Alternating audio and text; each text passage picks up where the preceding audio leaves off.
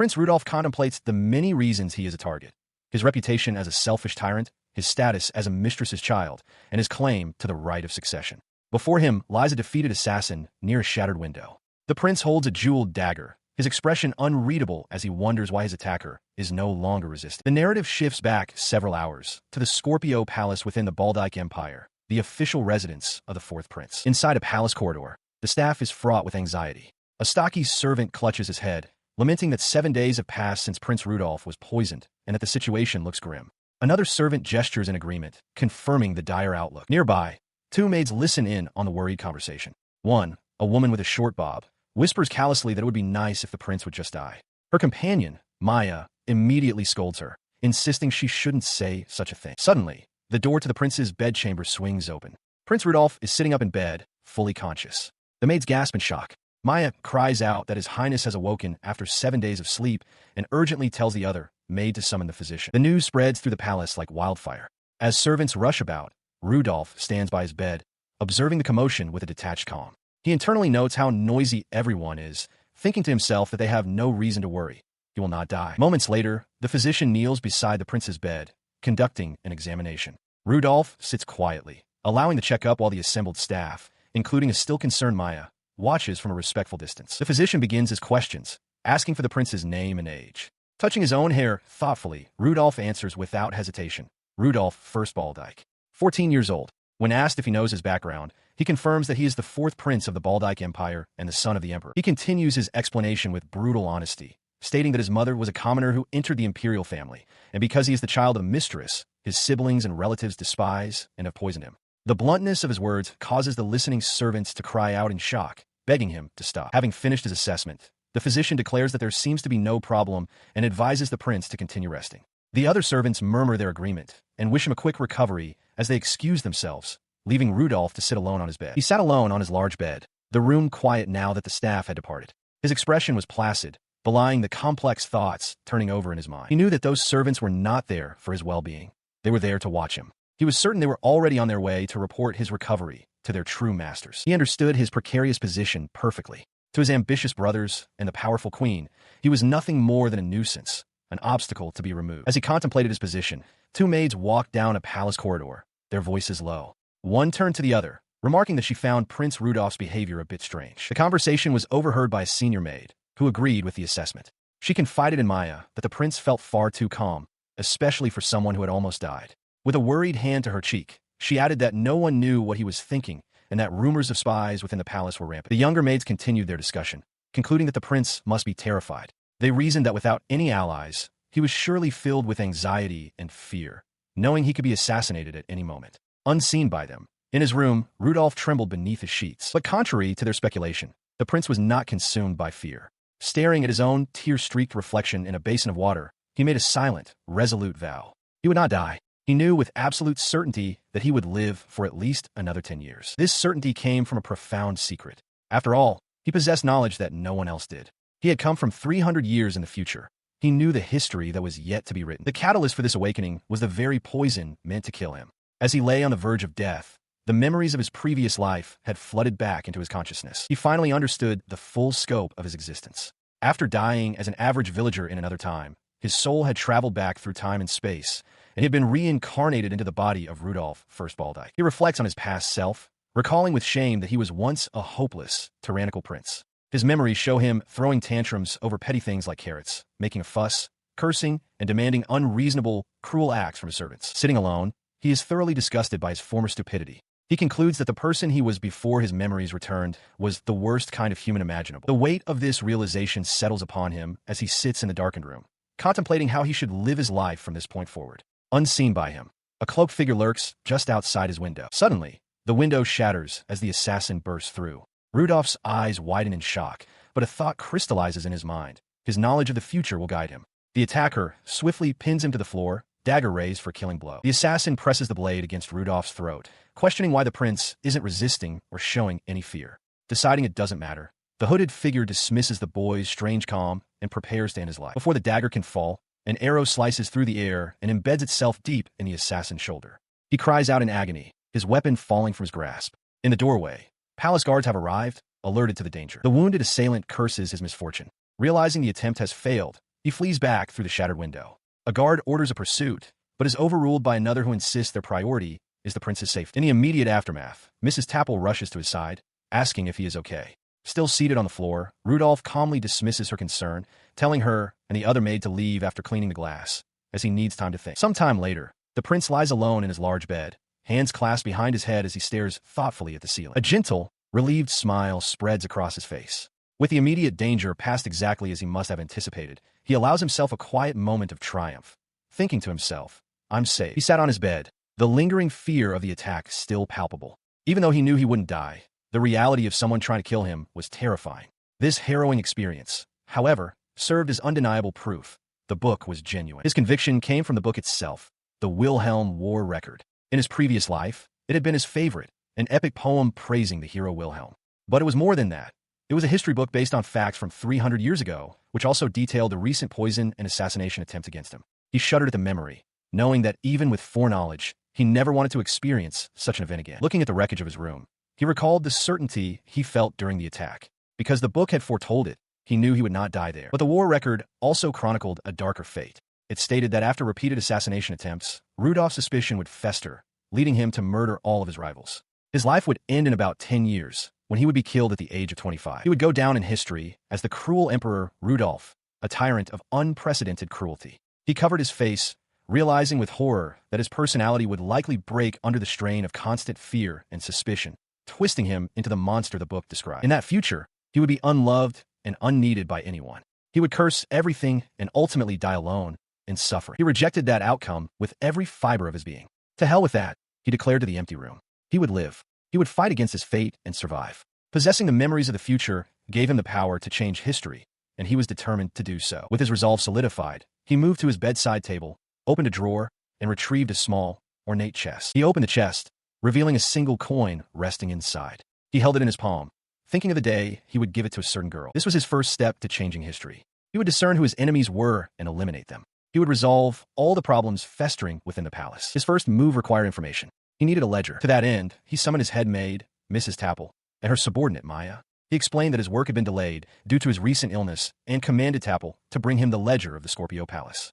The head maid stood in stunned silence, her mind racing. It was a sudden request, something His Highness had never done before. He pressed his demand, stating that he would soon be 15 and needed to learn his official duties. He apologized for having pushed all the work onto her until now, but Tapple brushed it aside, insisting he must be exhausted from the assassination attempt and should rest. She assured him the palace was staking its prestige on finding the culprit. Rudolph internally dismissed her words, certain they would just find a random person to blame, while one of his brothers was the true mastermind. He cut her off, his voice firm. "Just give me the ledger." His insistence was met with an unexpected, emotional outburst. Mrs. Tapple suddenly lunged forward, wrapping the young prince in a tight embrace, her face contorted in anguish. In the background, Maya watched, startled by the sudden display. Clinging to him, she cried out how sorry she was to hear that he had accepted the grim fate of having to kill his own brothers to survive. She then pulled back slightly, her expression shifting to one of fierce devotion. She reminded him that she had served as his personal maid since he was born, even changing his diapers on his mother's behalf. Clutching the brooch at her collar, she swore an oath to him. Her vow echoed through the room as she implored him to rely on her. No matter what danger lay ahead, she, Tapple, would always be on his side. The prince remained perfectly still, his eyes shadowed and his thoughts hidden. But as he listened to her passionate words, his mind saw a different truth, one illuminated by the future. So was you, Tapple, the one lining her pockets behind the scenes. The Wilhelm War record had been clear on this point. In the dark future, Mrs. Tapple was always standing right beside the cruel Emperor Rudolph. It described her in no uncertain terms. A venomous woman who used his name to fund her extravagances, the kind of person who would commit evil even in times of peace. He feigns gratitude towards Mrs. Tapple, but his inner thoughts confirm his suspicions. By setting a trap and asking for the ledger, her poor acting has all but proven her guilt. His resolve hardens. For the sake of the peaceful life he desires, Mrs. Tapple must be removed from her position. To achieve this, he knows he cannot allow her to simply gloss over her crimes. He needs definitive proof, even as he outwardly expresses happiness that she thinks so highly of him. He puts his plan into motion, announcing that he will have dinner first. He then instructs Mrs. Tapple to be prepared to explain anything he doesn't understand after reviewing the ledger. Visibly flustered, she stammers her understanding and rushes away. After his meal, Rudolph stands, dabbing his mouth with a napkin. He correctly surmises that Tapple is now desperately trying to destroy evidence. A sudden crash interrupts his thoughts as a young maid drops a water jug, explaining nervously that the old handle broke. He responds with a disarming smile, noting that the furniture in his room is also very old and constantly causes trouble. He remarks with a laugh that everything seems to have become worn out. His kindness has an alarming effect. The maid prostrates herself, apologizing profusely and promising to clean immediately. Rudolph, taken aback, urges her to stop, insisting she needn't apologize. He realizes with a pang of frustration that he is an object of fear to them. Attempting to calm her, he starts to ask for a rag, but changes his mind and asks for her name. The startled maid hurriedly introduces herself as Maya. Rudolph repeats her name with a gentle smile. Having given his targets enough time, Rudolph makes his move. Down a long palace corridor, Mrs. Tapple frantically directs her subordinates to make sure the ledger is fixed before the prince returns from his post-meal walk. Just then, Rudolph appears before them, declaring they are late and demanding to know how long they intended to make him wait. He corners them in the records room. As Tapple stammers, one of her accomplices explains they were checking the ledger for flaws.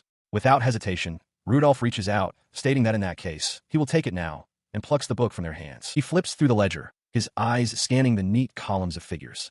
Internally, he can see that they did a fine job altering the book, managing to balance the flow of money perfectly. At first glance, he can see nothing out of place. Mrs. Tapple, watching him, asserts that she is, of course, managing everything properly. As she speaks, Rudolph overhears his other servants whispering frantically behind her. He turns his attention back to the book and, with a slight smirk, prepares to ask them a question. His finger lands on a specific line item. With a sharp tone, he points out the large expense listed for furnishing and demands to know why. The question hangs in the air, stunning the butler and wiping the composure from Mrs. Tapple's face. After all, he reminds them, this is a palace. Regaining her composure, Mrs. Tapple gestures expansively to the room. She reminds the young prince that the emperor himself bestowed this Scorpio palace upon him for his management. With her authority seemingly restored, she turns the interrogation back on him, asking what he believes is the most important part of that responsibility. With her index finger raised for emphasis, Headmaid Tapple makes a stern declaration. The issue at hand, she insists, is one of dignity. Prince Rudolph questions the meaning of her statement. Tapple explains that any furniture which undermines the dignity of the imperial family must be replaced. The prince presses further, asking if they always replace old furnishings with new ones. The elderly butler and another maid interject, explaining that there are far too many items needing replacement and the budget is never sufficient. Taking in their words, the prince glances around the vast storeroom. He is taken aback by the sheer volume of old, worn furniture crammed into the space. Tapple continues her lament with a pained expression, clarifying that the problem extends far beyond this single room. The entire palace, from its hallways to its fixtures, is filled with old furnishings. She claims that even in her own quarters, no trace of dignity can be found. In response, Rudolph calmly presents a ledger. He poses a question to the staff, noting something strange. While this ledger appears identical to one he saw earlier, this one still has half of its budget remaining. He then turns directly to one of the kneeling male servants, thrusting the book forward. With piercing eyes, the prince makes his accusation clear. The ledger the servant has been using is a fake. The accusation hangs in the air, causing Tapple to whirl around. Her voice sharp with alarm, she demands to know who gave Rudolph that ledger. From the doorway, Rudolph announces that it was he who brought it. He reveals that Maya was the one who found the ledger for him. As the others react in shock, the accused servant leaps to his feet, shouting that it's impossible, that Maya's ledger is the fake one, and his is genuine. Stepping forward, Maya proudly displays the document. As proof of its authenticity, she points to the official seal of Scorpio Palace stamped upon its page. She explains that it is a seal indicating an official document, one that only she possesses and which cannot be forged. With the irrefutable proof presented, the room falls silent. The final judgment rests on Tapple's face, which twists into a silent snarl of sweat-soaked fury and utter defeat. She understands that it's over. With the conspiracy laid bare, Prince Rudolph gives a sharp, decisive order. At his command, palace guards surge forward to seize the culprits. They move swiftly, taking Headmaid Tapple and her accomplices into custody. The elderly butler, however, falls to his knees, pleading for the prince to wait. His desperation turns to fury as he points a trembling finger at the other maid, accusing her of being a traitor who blackmailed him into participating. The accused maid, in turn, directs her rage at Tapple. She shrieks, questioning Tapple's lack of compassion after 15 years of loyal service. Consumed by betrayal, she curses the headmaid, screaming that she won't die a good death. Throughout the bitter accusations, the prince remains silent, his expression cool and observant as he listens to the conspirators tear each other apart. Her outburst ends as a guard seizes her from behind. She struggles futilely, her hand reaching out as she gasps for them to release her. Forced to her knees before the prince, her defiance shatters. She desperately reaches for him, confessing that she knows who poisoned him and who sent the assassin, pleading for his mercy in exchange for the information. The entire room watches in stunned silence as both she and the butler prostrate themselves on the floor, their voices united in a desperate plea for mercy. From his position of power, Rudolph looks down upon them, his face an unreadable mask. His gaze then snaps to head maid Tapple, his eyes wide with a terrifying intensity. He repeats the maid's confession, that she knew who sent the assassin, and then asks Tapple how she could possibly know. With chilling certainty, he reveals the truth he knows from a future that was. It was Tapple herself. He lays her entire plot bare for all to hear. The poison, the carefully orchestrated assassination attempts, they were all a deliberate strategy to foster paranoia, to sever his trust in everyone else until she was the only one he relied upon. As the full weight of the accusation lands, Tapple lets out a wordless shriek of denial, the forged ledger slipping from her grasp and scattering across the floor. He addresses the remaining servants, who flinch at his authoritative tone. With Tapple's conspiracy exposed, he declares his next move, to personally double-check the ledger, suspecting there may be other fraudulent activities at work. In response to his command, the staff scrambles to get back to work, a flurry of activity born from nervous energy. As they rush out, the elderly butler and the maid Maya share a look of concern. As the room empties, he finally allows himself a moment of respite. He lets out a quiet sigh, believing that with the recent upheaval, the frequency of such fraudulent activities should decrease. But the calm composure shatters in an instant. His body trembles as he clutches his chest, sweat beading on his face. He admits to himself that the act was terrifying and that he cannot maintain the facade of a true tyrant any longer. He turns to Maya, his tyrannical mask completely gone, and sincerely thanks her, telling her that she saved him. Her expression shifts from concern to utter confusion, unable to comprehend his gratitude. He then makes a surprising offer, asking her to become his personal maid. Stunned, Maya questions if he is truly sure, and he gives a simple, firm confirmation. From this moment forward, her role would change. He lays out the harsh reality of her new position, warning her that by accusing Tapple, she will be treated as a traitor by the other servants. Despite the grim outlook, Maya accepts with tears in her eyes, thanking Prince Rudolph and promising to do her very best. Watching her depart, he reflects on his past life. He recalls becoming the infamous, cruel emperor precisely because he had been utterly alone, without a single trustworthy ally to stand by his side. This memory solidifies his new resolve. He understands that to change his fate, to alter the course of history and ensure his own survival, he must gather more trustworthy allies. His determination echoes against the backdrop of the Grand Palace, a silent vow made within the very walls that once witnessed his downfall. His new resolve took shape in the quiet solitude of the palace gardens, where a pair of shears snipped through the stem of a white lily with sharp finality. He sat within a stone gazebo, contemplating his strategy. To secure more allies, he understood that he first needed to solidify his own stand. His conclusion was drastic but necessary. He needed to acquire a fiancée. Soon after, he strolled through the grounds with a young noblewoman, who remarked on the beauty of the garden. The prince offered his thanks, his plan now in motion. As they sat down together, a large blackbird landed nearby with a startling cry. The young woman then formally introduced herself as Lisbeth, the eldest daughter of the Farkrantz family, expressing that being chosen as Prince Rudolph's fiancée was an honor beyond measure. Her name and family struck a chord of forgotten dread within him. His heart began to pound violently in his chest as the birds outside shrieked, a sudden and terrible omen. A crucial memory from his previous life, one he had desperately needed but had overlooked, surged into his consciousness. If he married her, he would be killed. The realization was absolute. Across the table, Lisbeth held a bouquet of flowers, her expression unreadable as she commented on their pleasant fragrance, oblivious to the dark fate she embodied. Before Prince Rudolph sat a young woman of otherworldly beauty. Her lustrous black hair shone like onyx, and her aquamarine eyes glistened. To anyone else, she would be a vision, but to him, she was a source of profound fear. He sat stiffly across the table from her, the garden visible through the window behind them. The thought echoed in his mind with chilling certainty. An engagement with her would mean his own inescapable death. This certainty came from a unique knowledge. He knew the fate that awaited both him and his country 300 years into the future. This foresight was gleaned from his favorite book, an epic poem praising the hero Wilhelm. Within that epic, it was written that he, Rudolph, would later reign as the dread emperor, only to be killed at a young age. The poem also spoke of another, the Frostvale maiden, Lisbeth Farkrantz. It told the tale of how she and Wilhelm were deeply in love, a romance that sparked when he received a special brooch from her. After an intense affair, they vowed eternal love for one another. However, someone came along and tore their relationship apart. The one responsible for separating the fated lovers was none other than Rudolph himself, in his future incarnation. In the end, their love was shattered. Filled with grief and despair, Lisbeth closed her heart once again. Their tragic story culminated in a violent end. It was thus that the cruel Emperor Rudolph perished. With his death, the Baldike Empire was destroyed, and Wilhelm later founded the Sovelier Kingdom. As this history flooded his mind, Rudolph came to a single, terrifying conclusion. Whatever the circumstances, marrying her was a definitively terrible idea. He stared into his teacup, his thoughts clear and resolute. He liked being alive, and he had no intention of meddling in other people's relationships, especially not the one between the hero Wilhelm and the woman destined to be his wife. He sat across from Lisbeth, who noticed his pale complexion and asked if something was the matter. Before he could answer, his maid, Maya, cheerfully suggested he was simply excited about the evening's dinner. Rudolph quickly stammered that wasn't at all. Lisbeth leaned forward slightly, her expression gentle. She told Prince Rudolph that she understood he was nervous, but she gently reminded him that his tea was getting cold. Her kind words did little to calm his racing thoughts. He knew he had to start a conversation to end this engagement amicably.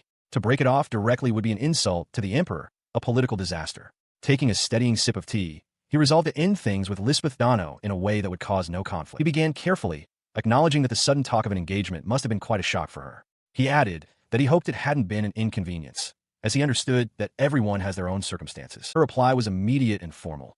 It was an overwhelming honor, but her face was a placid mask, betraying no emotion. Rudolph panicked internally, realizing with certainty that her words did not match her true feelings. He pressed on, attempting to give her an escape route. He reasoned that for someone like her, who already had Wilhelm, this arranged marriage was likely only due to the emperor's orders. He then suggested that if she didn't want an engagement with him, she should simply have her father decline the arrangement. He laid the responsibility squarely at her feet, framing it as her decision. Since the engagement was supposedly too much of an honor for her, he urged her to be the one to decline the offer. Her response, however, was a simple and direct, "Not at all." Rudolph was visibly taken aback by her refusal to accept the out he had offered, stammering for her to pay his suggestion no mind. Her refusal left him stunned for only a moment before a realization dawned. He understood what she was trying to say. Do better. For her to refuse, she would need a proper reason, a valid stepping stone. He finally grasped the situation and told her he was glad to hear it. He resolved to enact his first strategy, titled Plan Number 1, 1,000 Lies. With a disarmingly bright smile, he places a hand on his chest and announces that he will take this opportunity to formally introduce himself to his fiancée. His introduction is a cascade of pure arrogance. He proclaims himself the fourth prince, the most gifted genius in the history of the Baldike Empire, unparalleled in both academics and swordsmanship. He boasts that he's adored by all, regardless of gender, and that everyone in the Scorpio Palace worships him. Internally, however, the prince cringes at his own blatant falsehoods, thinking that just voicing them makes him want to cry. He hopes that this display of pretentiousness will be so off-putting that Lisbeth will have no choice but to call off the engagement. His plan immediately backfires. His maid, Maya, clasps her hands together in adoration, declaring that everything His Highness says is true. She gushes that Prince Rudolph is a truly wonderful person who saved her from a false accusation of treason by exposing corruption in the palace. Caught off guard, Rudolph can only manage a weak, nervous laugh as Lisbeth observes. He realizes with mounting frustration that Maya is completely missing the point of his act. Seeing that his attempt at deception has failed, he concludes that he must change his approach. Switching tactics, he adopts a serious expression, placing a hand to his chest again. He informs Lisbeth that it is time for the truth, initiating Plan Number 2, Threats. He explains his dangerous situation, stating that although he is fourth in line to the throne, he is still a viable successor, making him a target. He reveals that he was recently poisoned by a maid, fell into a coma, and was almost assassinated the moment he awoke. He then connects this peril directly to her. If she marries him, she will inevitably become entangled in these dangerous affairs. He presents this as a valid and sufficient reason for her to refuse the engagement. Her reaction is one of cool indifference. Lisbeth simply asks if there's a problem with that.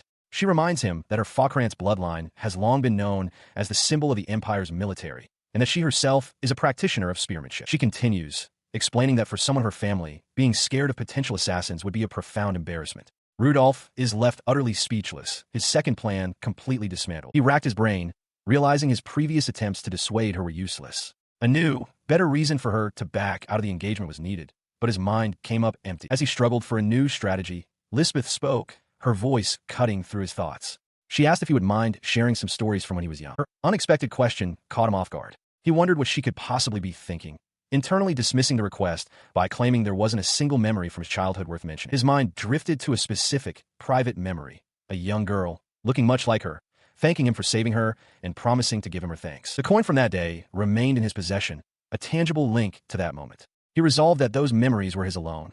There was no need to share them with her. Snapping back to the present, he stammered, confirming that she had indeed asked for stories from his youth. Lisbeth simply addressed him as Your Highness, her gaze steady. His initial confusion suddenly sharpened into suspicion. He realized that many of the stories from his childhood were infamous among the nobles. A chilling thought struck him. She was trying to make him recount them just so she could laugh at him. He imagined her gossiping about his tales with Wilhelm later. Despite the potential humiliation, a sense of defiance settled over him. If that was her game, he decided he didn't mind playing. With a newfound resolve, he rose from his seat with a sharp rap of his shoe. He declared that he would dance to her tune, inviting her to enjoy the tale he was about to tell. The room seemed to transform around him into a grand stage. Bathed in a single spotlight, he presented himself with a flourish, promising to perform the idiotic, ridiculous, and miserable comedy of his life. He begins his tale by stating a simple, harsh truth. As the illegitimate son of one of the emperor's mistresses, he was never supposed to be eligible to succeed the throne. His existence as royalty, he explains, was only because his mother desperately pleaded with the emperor to recognize him, officially making him Rudolph, the fourth prince. He recounts how he once asked his mother why he was born. Hearing this, Lisbeth interjects, her expression softening as she suggests that surely his mother acted out of consideration for his future. Rudolph's memory provides a much colder answer. His mother's reply was blunt and selfish. He was born so that she could become a part of the imperial family. His younger self could only stare in disbelief. He clarifies for stunned Lisbeth and Maya that his sole reason for existence was to be an insurance policy for his mother's luxurious life. However, when a new mistress suddenly appeared acting as the mother of a prince, the nobles and other royals were not amused, though they couldn't publicly condemn her. Therefore, their resentment was directed at him. He was subjected to their scorn and even physical violence. The abuse led to complete isolation. He was ostracized by everyone, a lone figure trapped in a spotlight of mockery. He felt invisible. Whether he excelled in swordsmanship, studied hard, or called out for help, no one would even look at him. Everyone treated him as if he shouldn't exist. He recalls watching his own father, the emperor, embrace another child while ignoring him completely. Even his mother offered no comfort. His expression becomes wide-eyed and strained as he concludes his explanation. That, he reveals, is why he started doing things that they couldn't possibly ignore. He continues his confession, detailing the monstrous persona he crafted. To force them to see him, he would break things on a whim, throw tantrums, and curse people out. He made servants perform impossible tasks only to punish them afterward, laughing at their suffering. He became unreasonably violent at the slightest provocation. Thus, the Tyrant Prince was born. And through it all, as the court looked on in horror and disgust, he was happy. He was happy because, as long as he acted that way, like a puppet dancing on a stage, everyone would finally look at him. Bringing his story to a close, he turns his head toward Lisbeth and asks with a cynical air, "What do you think?" Pretty funny, right? Before Lisbeth can respond, Maya cries out that it's too cruel. She can't believe His Highness was treated so horribly and questions why he felt the need to be so honest just to make them hate him. He observes her outburst, realizing that since Maya only recently became a maid, she didn't know the full story. Now, hearing the truth, she pities him. Maya's concern grows as she voices her thoughts aloud, worrying that there is no way the frost-veiled maiden would ever accept an engagement to such a pitiful man. But Lisbeth's reaction is not one of disgust or rejection. Instead, tears well up in her large eyes and begin to stream down her face. Her silent weeping catches Rudolph completely off guard. He turns to face her, his own eyes wide with shock and utter confusion. Startled into action, he quickly apologizes for rambling on for so long. Flustered, he reaches into his uniform and offers her his handkerchief. He quickly shoves the offered handkerchief back into his pocket, the moment of sheer vulnerability now over. In a flustered attempt to shift the atmosphere, he conjures several gold coins from thin air, which clink as they fall. The display startles his maid, Maya, who gasps in surprise, while Lisbeth remains seated, watching him. Maya immediately questions him about the gold coin, but he ignores her, his attention fixed on Lisbeth. Still flustered, he awkwardly offers her the handkerchief once more. As she dabs at her eyes, he turns away abruptly. He tells her coolly that her tears have nothing to do with him. Seeing the empty teacups on the table, Maya announces that it is about time to conclude their meeting. While walking down a palace corridor, Rudolph remains deeply perplexed. He wonders aloud why Lisbeth was crying, questioning if his story was so amusing that it moved her to tears. Behind them, Lisbeth watches their departure, her expression thoughtful and unreadable. Later, outside by her carriage, Rudolph formally thanks Lisbeth for her time. He suggests that she consider the engagement proposal and send a reply by letter once she has made a decision. She questions the need for a letter, and he gently insists, telling her to please take her time and consider it carefully. He thinks to himself that this method would make it easier for her to decline indirectly, avoiding a direct confrontation. However, Lisbeth cuts through his thoughts, stating firmly that it won't be necessary. Looking at him with sudden, clear resolve, she makes an unexpected declaration. "I will accept the engagement." Her unexpected acceptance sends a jolt of pure shock through Prince Rudolph. His eyes widen in disbelief, his mind completely short-circuited by the turn of events. He turns towards Lisbeth, his voice cracking as he demands to know why she would agree. Beside him, Maya clasps her hands together, her face beaming with unrestrained joy at the outcome, while Lisbeth prepares to give her formal reply. She bows her head slightly, humbly acknowledging her own inexperience, but formally requesting his understanding and support in their new arrangement. Her words only serve to overwhelm Rudolph further, who stumbles back, wobbling on his feet as Maya celebrates his supposed success. His mind races with panic. He clutches his head, a cold sweat breaking out as a terrifying thought solidifies. At this rate, he is seriously going to get killed. He cannot comprehend how events could have spiraled so completely out of his control. In a quiet moment away from the prince's distress, the truth is revealed. Lisbeth looks at Maya with a sharp, knowing gaze, commending her on a job well done. Maya, her cheerful demeanor replaced by a serious one, accepts her next order from Lisbeth Sama to continue observing it. 3 days have passed since Prince Rudolph was engaged to the Frostvale maiden, Lisbeth, the very woman destined to take his life in the future. He knows he cannot allow himself to die by her hands. His best option, he reasoned, was to keep his distance and avoid her wrath, as he had no idea what she truly thought of him.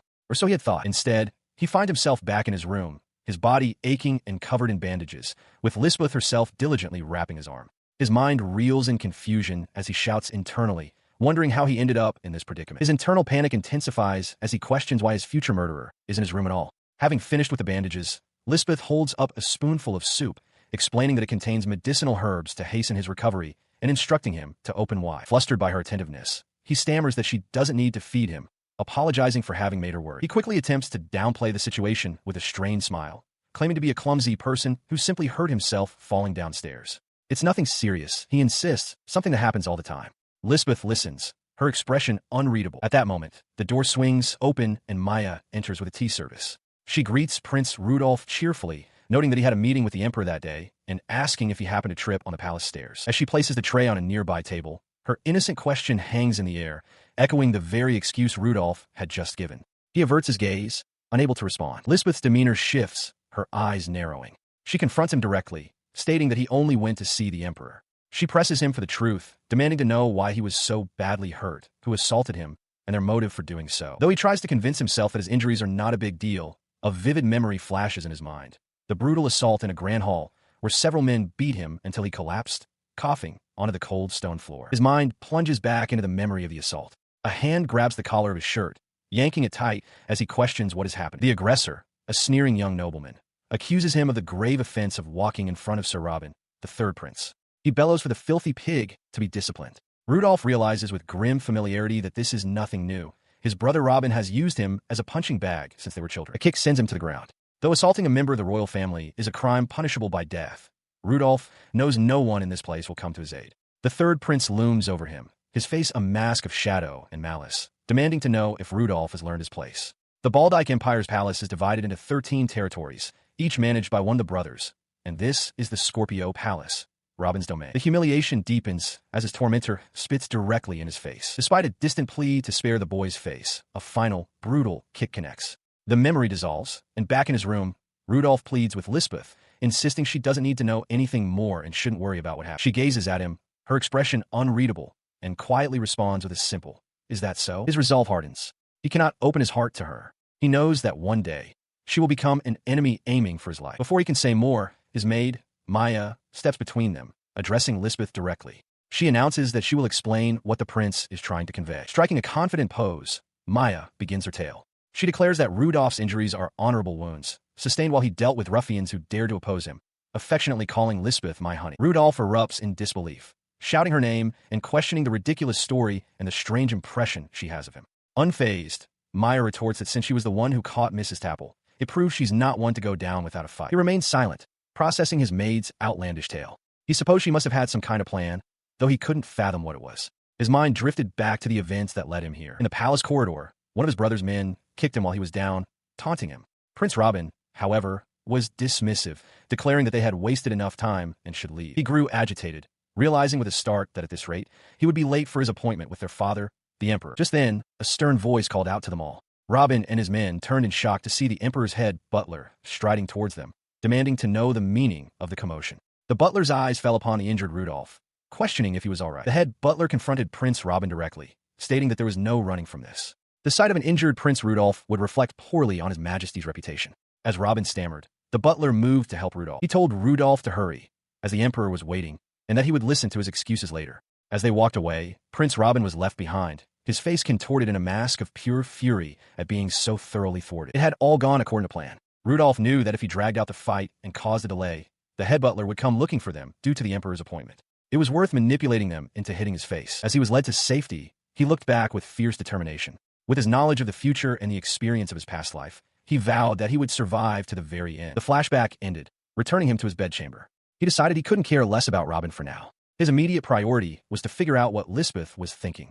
He turned his bandaged head to face her. Her expression was unnervingly intense. Her face was cast in shadow, her eyes narrowed into a sharp, unreadable glare. Her question cuts through the silence, causing Rudolph to flinch with a nervous sweat. He is clearly startled by her directness. Leaning closer, her gaze intense, she presses him for details about his meeting with the Emperor, specifically asking if anything was said regarding their engagement. The question triggers a memory for Lisbeth of her own audience. She recalls walking up a grand staircase toward the throne, apologizing to her father for her tardiness, while noting to herself that the engagement seems to have been handled smoothly. The memory shifts to Rudolph's perspective. The Emperor sits on his throne with a woman, Beatrice, on his lap, who playfully begs for his attention. The Emperor dismisses her as hopeless before noticing Rudolph. The young prince, his face grim, questions why his mother is there, and then thanks her for helping with the engagement. As Beatrice touches the Emperor's cheek, he coldly tells Rudolph he can leave, reminding him to know his place. The prince turns and walks away down a long, shadowed hall. Back in the present, Lisbeth looks down with a somber expression. She simply says her meeting was just the usual. Rudolph, sitting on his bed, watches her with a concerned and puzzled look. He shifts the topic, admitting his surprise at her presence. He asks directly why she came to visit him. Rudolph's question hangs in the air for a moment. Lisbeth, seated calmly with a teacup before her, states her purpose plainly. She came to visit Prince Rudolph. Maya frets that a fiancé's concern might be strange, but Lisbeth ignores her, asking Rudolph if he gets injured often. Internally, Rudolph's heart races as he reminds himself she is an enemy, yet he feels worried for her. Cutting through his turmoil, Lisbeth makes a firm declaration. From now on, she will visit his room every day. As Rudolph protests that every day is too much and Maya voices her own concern, Lisbeth solidifies her decision. It is settled. She will visit him every day. Rudolph is left stunned and speechless. He felt utterly trapped, like a butterfly caught in a spider's web, slowly being cornered with no way out. That same night, under a full moon, the lights were still on at the Falkrantz mansion. Within one of its opulent rooms, a voice offered its gratitude. "Thank you, Maya." It was Lisbeth who explained that thanks to Maya's position as Rudolph's personal maid, she was able to get closer to him. She then instructed Maya to continue monitoring the prince. Maya bowed her head in acceptance.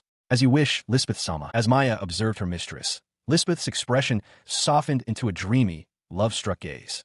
She sighed, thinking of Prince Rudolph, his dignified figure, his amber eyes, and his gentle voice that could melt both body and soul. Maya tried to snap her out of it, noting that her feelings were showing all over her face. She then teased her, asking why, if she loved him so much, she didn't act warmer towards him. Maya suggested the prince was likely confused by her behavior. Lisbeth, flustered, questioned if she had really been that unfriendly, recalling that she had maintained a poker face the entire time. Maya confirmed that her expressions and words had been ice-cold and off-putting, both during her recent visit and the time before. Lisbeth could hardly believe it. Overwhelmed, she burst out in frustration, shouting that it wasn't as if she could do anything about it. She confessed that she has had a crush on him forever. She elaborated, admitting that every time she tries to talk to him, she gets so nervous that her mind goes blank and her face tenses up. Maya looked on, surprised that the confident-seeming Lisbeth was actually so shy at heart, and found it unbelievable that she had decided to visit the palace every day in such a state. Her maid, Maya, offers praise for mustering the courage to confess, but her tone is laced with worry about what might happen next. Lisbeth, however, dismisses the need for courage. She retrieves a large, ornate glaive, stating that to visit him every day is not an act of bravery, but of necessity, because she cannot forgive what has been done. Her fury erupts as she brandishes the weapon. She vows to protect Rudolph, to turn those who harmed him into rust on her blade. She cannot forgive them, nor can she forgive herself for having lived in ignorance of his suffering for so long. Stunned by the outburst, Maya quickly tries to calm her down. She explains that the attack was an exception and reveals the likely culprit is the third prince, who will not venture into the Scorpio Palace. She pleads with Lisbeth to put the dangerous weapon away. She continues, puffing her chest out with pride. Maya boasts that since the incident with Mrs. Tappel, no one dares disrespect Prince Rudolph. As his personal maid, she proudly declares that she has eliminated such threats. This smug display earns her a sharp pinch on the cheek from an annoyed Lisbeth, who demands to know why she is showing off. Undeterred, Maya clarifies the true purpose of the daily visits. With a mischievous grin, she explains it's not about guarding him, but about having a date with him every day. The suggestion leaves Lisbeth utterly flustered. The idea shatters her composure. Lisbeth collapses, wailing that she can't possibly do it. Maya firmly pulls her up, insisting that she can and must speak with the prince as soon as possible. Maya's encouragement seems to work. Lisbeth stands, albeit shakily, and quietly agrees, mentioning that a significant event is coming up in 1 week. She reveals the event is her own birthday party, where she intends to dance with Prince Rudolph. The thought makes her blush furiously, feeling as though she might faint from the combined happiness and nervousness. She steels herself, resolving to be ready, as Maya looks on. She playfully pins Maya to the ground, laughing as she gets payback for the earlier teasing. Maya protests in mock agony, reminding her that she is, for all intents and purposes, her master. Meanwhile, in his own chambers, Prince Rudolph lies awake, his thoughts consumed by that same young woman. He wonders if she could truly be the same Frostvale maiden from the Epic of Wilhelm. He considers her demeanor. Something feels off. While she certainly has an icy quality, He senses her visit wasn't merely a matter of obligation. The prince shifts in his bed, wrestling with a larger concern. Neither the head maid's downfall nor his own search for a fiancée were events recorded in the future's history. He begins to question if his actions are fundamentally altering the timeline. He follows this line of thought to a startling conclusion. Even if he tries to avoid Lisbeth, she might pursue him on her own. A new path seems to be forming, one that leads directly to a future where he marries her. This possibility solidifies into a wild guess, a chilling hypothesis. What if marrying Lisbeth is an unavoidable event in this new timeline? And if that were true, he wonders with a jolt of fear, does that mean his own death is also an unavoidable event? The thought casts a dark shadow over the palace. The palace falls silent under the light of the full moon. Down a long, dark corridor, a single doorway stands slightly ajar, light spilling from within. Suddenly, the curtains in the prince's room billow as a figure slips in through the open window. A soft voice announces that his birthday will be soon. The intruder steps into the moonlight, revealing herself to be Lisbeth. "I'll come to pick you up," she promises, her gaze fixed upon him. Her unexpected arrival hints at a complex destiny, one forged in the crucible of rivalry. Elsewhere, another conflict over a woman bearing her name unfolds. The hero Wilhelm, holding a glass of wine, gazes intently at his prize and declares his intent. He will make her his. In the foreground, another young man, Wilhelm von Sauvelier, mirrors the gesture. With a look of unyielding determination, he makes his own silent vow to claim her, thinking to himself that he will do so without fail. He is identified as the second son of the Sauvelier family. In a sunlit palace garden, Prince Rudolf sits in silence opposite Lisbeth, his expression grim as she speaks. His thoughts, however, are far away, consumed by a single, desperate question. Is there any way for him to survive this? He is so lost in his internal struggle that he jumps when his maid, Maya, calls his name, startling him back to the present. She chides him, exasperated, asking if he was listening at all. Maya reminds him that Lisbeth went to great trouble to inform him about his own upcoming birthday party. When Rudolf expresses his reluctance to go, Maya firmly explains that he has no choice. The party is being hosted by his fiancée, and she warns that attending with another woman would be considered incredibly rude. Resigned, the prince concedes the point. Having made a decision, he rises from his desk and summons Maya closer. Leaning in, he begins to whisper a secret request, asking her to prepare something for him in advance. He confidently tells her to leave everything to him, assuring her that she will undoubtedly bring him what he desires. He places his full trust in her for this crucial task. His objective is now clear. At the birthday party, he must use every ounce of his charm on Lisbeth. The event is to be held at a grand, sprawling estate, its architecture speaking of immense wealth and power. Upon his arrival, Rudolf is greeted by the heads of the Fockrantz family, Marquis Douglas and Mrs. Teresa. The Marquis' severe, intimidating face immediately unnerves the young prince, though he manages a polite thank you for the invitation. He follows Mrs. Fockrantz up a grand staircase as she calls out to her daughter, announcing his presence. With his resolve hardened, Rudolf prepares himself. The moment he sees Lisbeth, his plan will begin. He arrived to find Lisbeth waiting for him, dressed in a stunning dark gown. Her cheeks were faintly flushed, her expression a mixture of anticipation and shyness. His carefully prepared words vanished from his mind. The sight of her left him utterly speechless, a deep blush spreading across his face as his composure crumbled. She, however, remained poised, offering a graceful curtsy. She thanked Prince Rudolf for coming, her voice soft. He stammered in response, insisting that the pleasure was all his body stiff with surprise. A gentle laugh escaped Lisbeth's mother, who then led the young couple through the grand hall and towards a private drawing room. She encouraged them to make themselves comfortable, explaining that there was still plenty of time before the party started. With that, she departed, closing the door behind her. The click of the door latch echoed in the sudden, heavy silence. Rudolf and Lisbeth stood awkwardly apart in a vast, ornate room. His heart pounded. All the conversation topics he had prepared were gone. His mind was a complete blank. What was he supposed to say? They both started to speak at the exact same moment, a hesitant hanging in the air.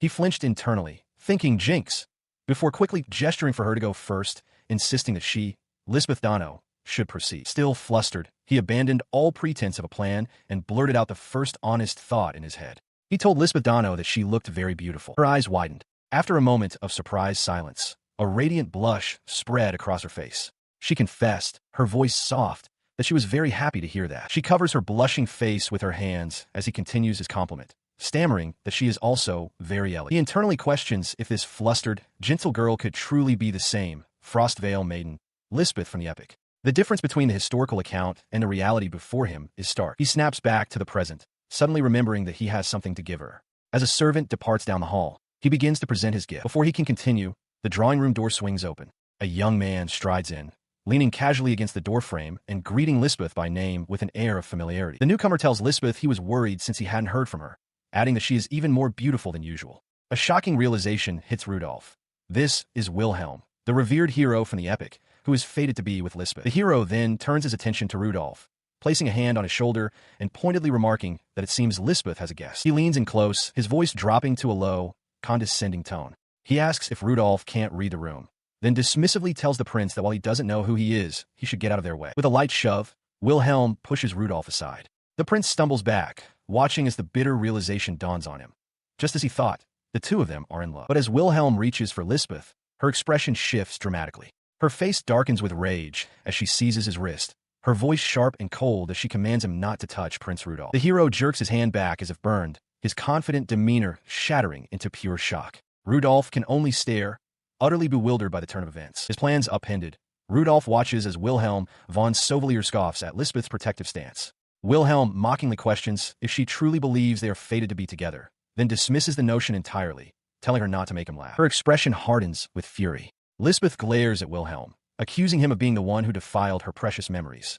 She declares that he is nothing more than a swindler. She then turns, placing a hand on Rudolph's shoulder and announcing for all to hear that she is engaged to Prince Rudolph. With her allegiance made clear, she commands Wilhelm to get away from her fiancé, leaving him utterly stunned and questioning what she could possibly mean. The prince himself is paralyzed by the revelation. Her words, defiled my precious memories, echo in his mind. He realizes with dawning horror that she wasn't in love with Wilhelm at all. She actively hated him. This was no simple lover's quarrel. The history he knew was wrong. His mind races back to the epic he had studied. The precious memories she spoke of were supposed to be from their childhood, a story where young Wilhelm saved a crying Lisbeth. In that tale, she had offered him a token of her gratitude. He recalls the passage vividly. She gave Wilhelm a brooch and a promise to meet again, a romantic moment that supposedly led to their reunion nearly a decade later. Rudolph now understands that the historians must have dramatized everything, twisting the truth just as they had twisted his own past actions. Back in the present, Wilhelm regains his composure. He reminds Lisbeth of a letter he sent, asking if she remembered what she gave him on the day they first met. With a confident smirk, he produces a jeweled pin, declaring that he, of course, remembers what she gave him. As he holds up the glittering object, Lisbeth points a sharp, accusatory finger. With absolute certainty, she declares that what he is holding was not a brooch. Wilhelm reels back, muttering that it's impossible. He insists that he was definitely given a brooch, but Lisbeth cuts him off. She accuses him of deceiving her and states she has no interest in hearing his excuses as Rudolph watches the entire foundation of his knowledge crumble. Her judgment delivered, Lisbeth coldly informs Wilhelm that she will be leaving. She then delivers her final command. He is to never appear before her again. Her words strike Wilhelm with the force of a physical blow, leaving him utterly speechless and horrified. Stunned by the public rejection, Rudolph watches as Lisbeth turns sharply away from the scene, her posture rigid with finality. As she walks away, he is left alone with his thoughts, unable to comprehend what just happened. He murmurs to himself that this outcome is far too different from the history he knows. His mind races, questioning if his own actions somehow rewrote the past. He quickly dismisses the idea, concluding that his deeds in the present should not be able to affect events that have already transpired. He arrives at a different, more chilling conclusion. The story of the brooch was a complete fabrication. He realizes that historians must have exaggerated the relationship between Wilhelm and Lisbeth to create a more sensational epic, even inventing falsehoods about his past self's behavior. His thoughts drift to the version of events he once believed. While the record stated Wilhelm was pursuing Lisbeth, the reality he now understood was a comical, one-sided affair where she introduced Rudolph as her fiancé and flatly rejected Wilhelm's declaration of love. He realizes with a start that in this new timeline, he has become the man who, according to history, stole Lisbeth from Wilhelm. The full weight of this realization crashes down on him.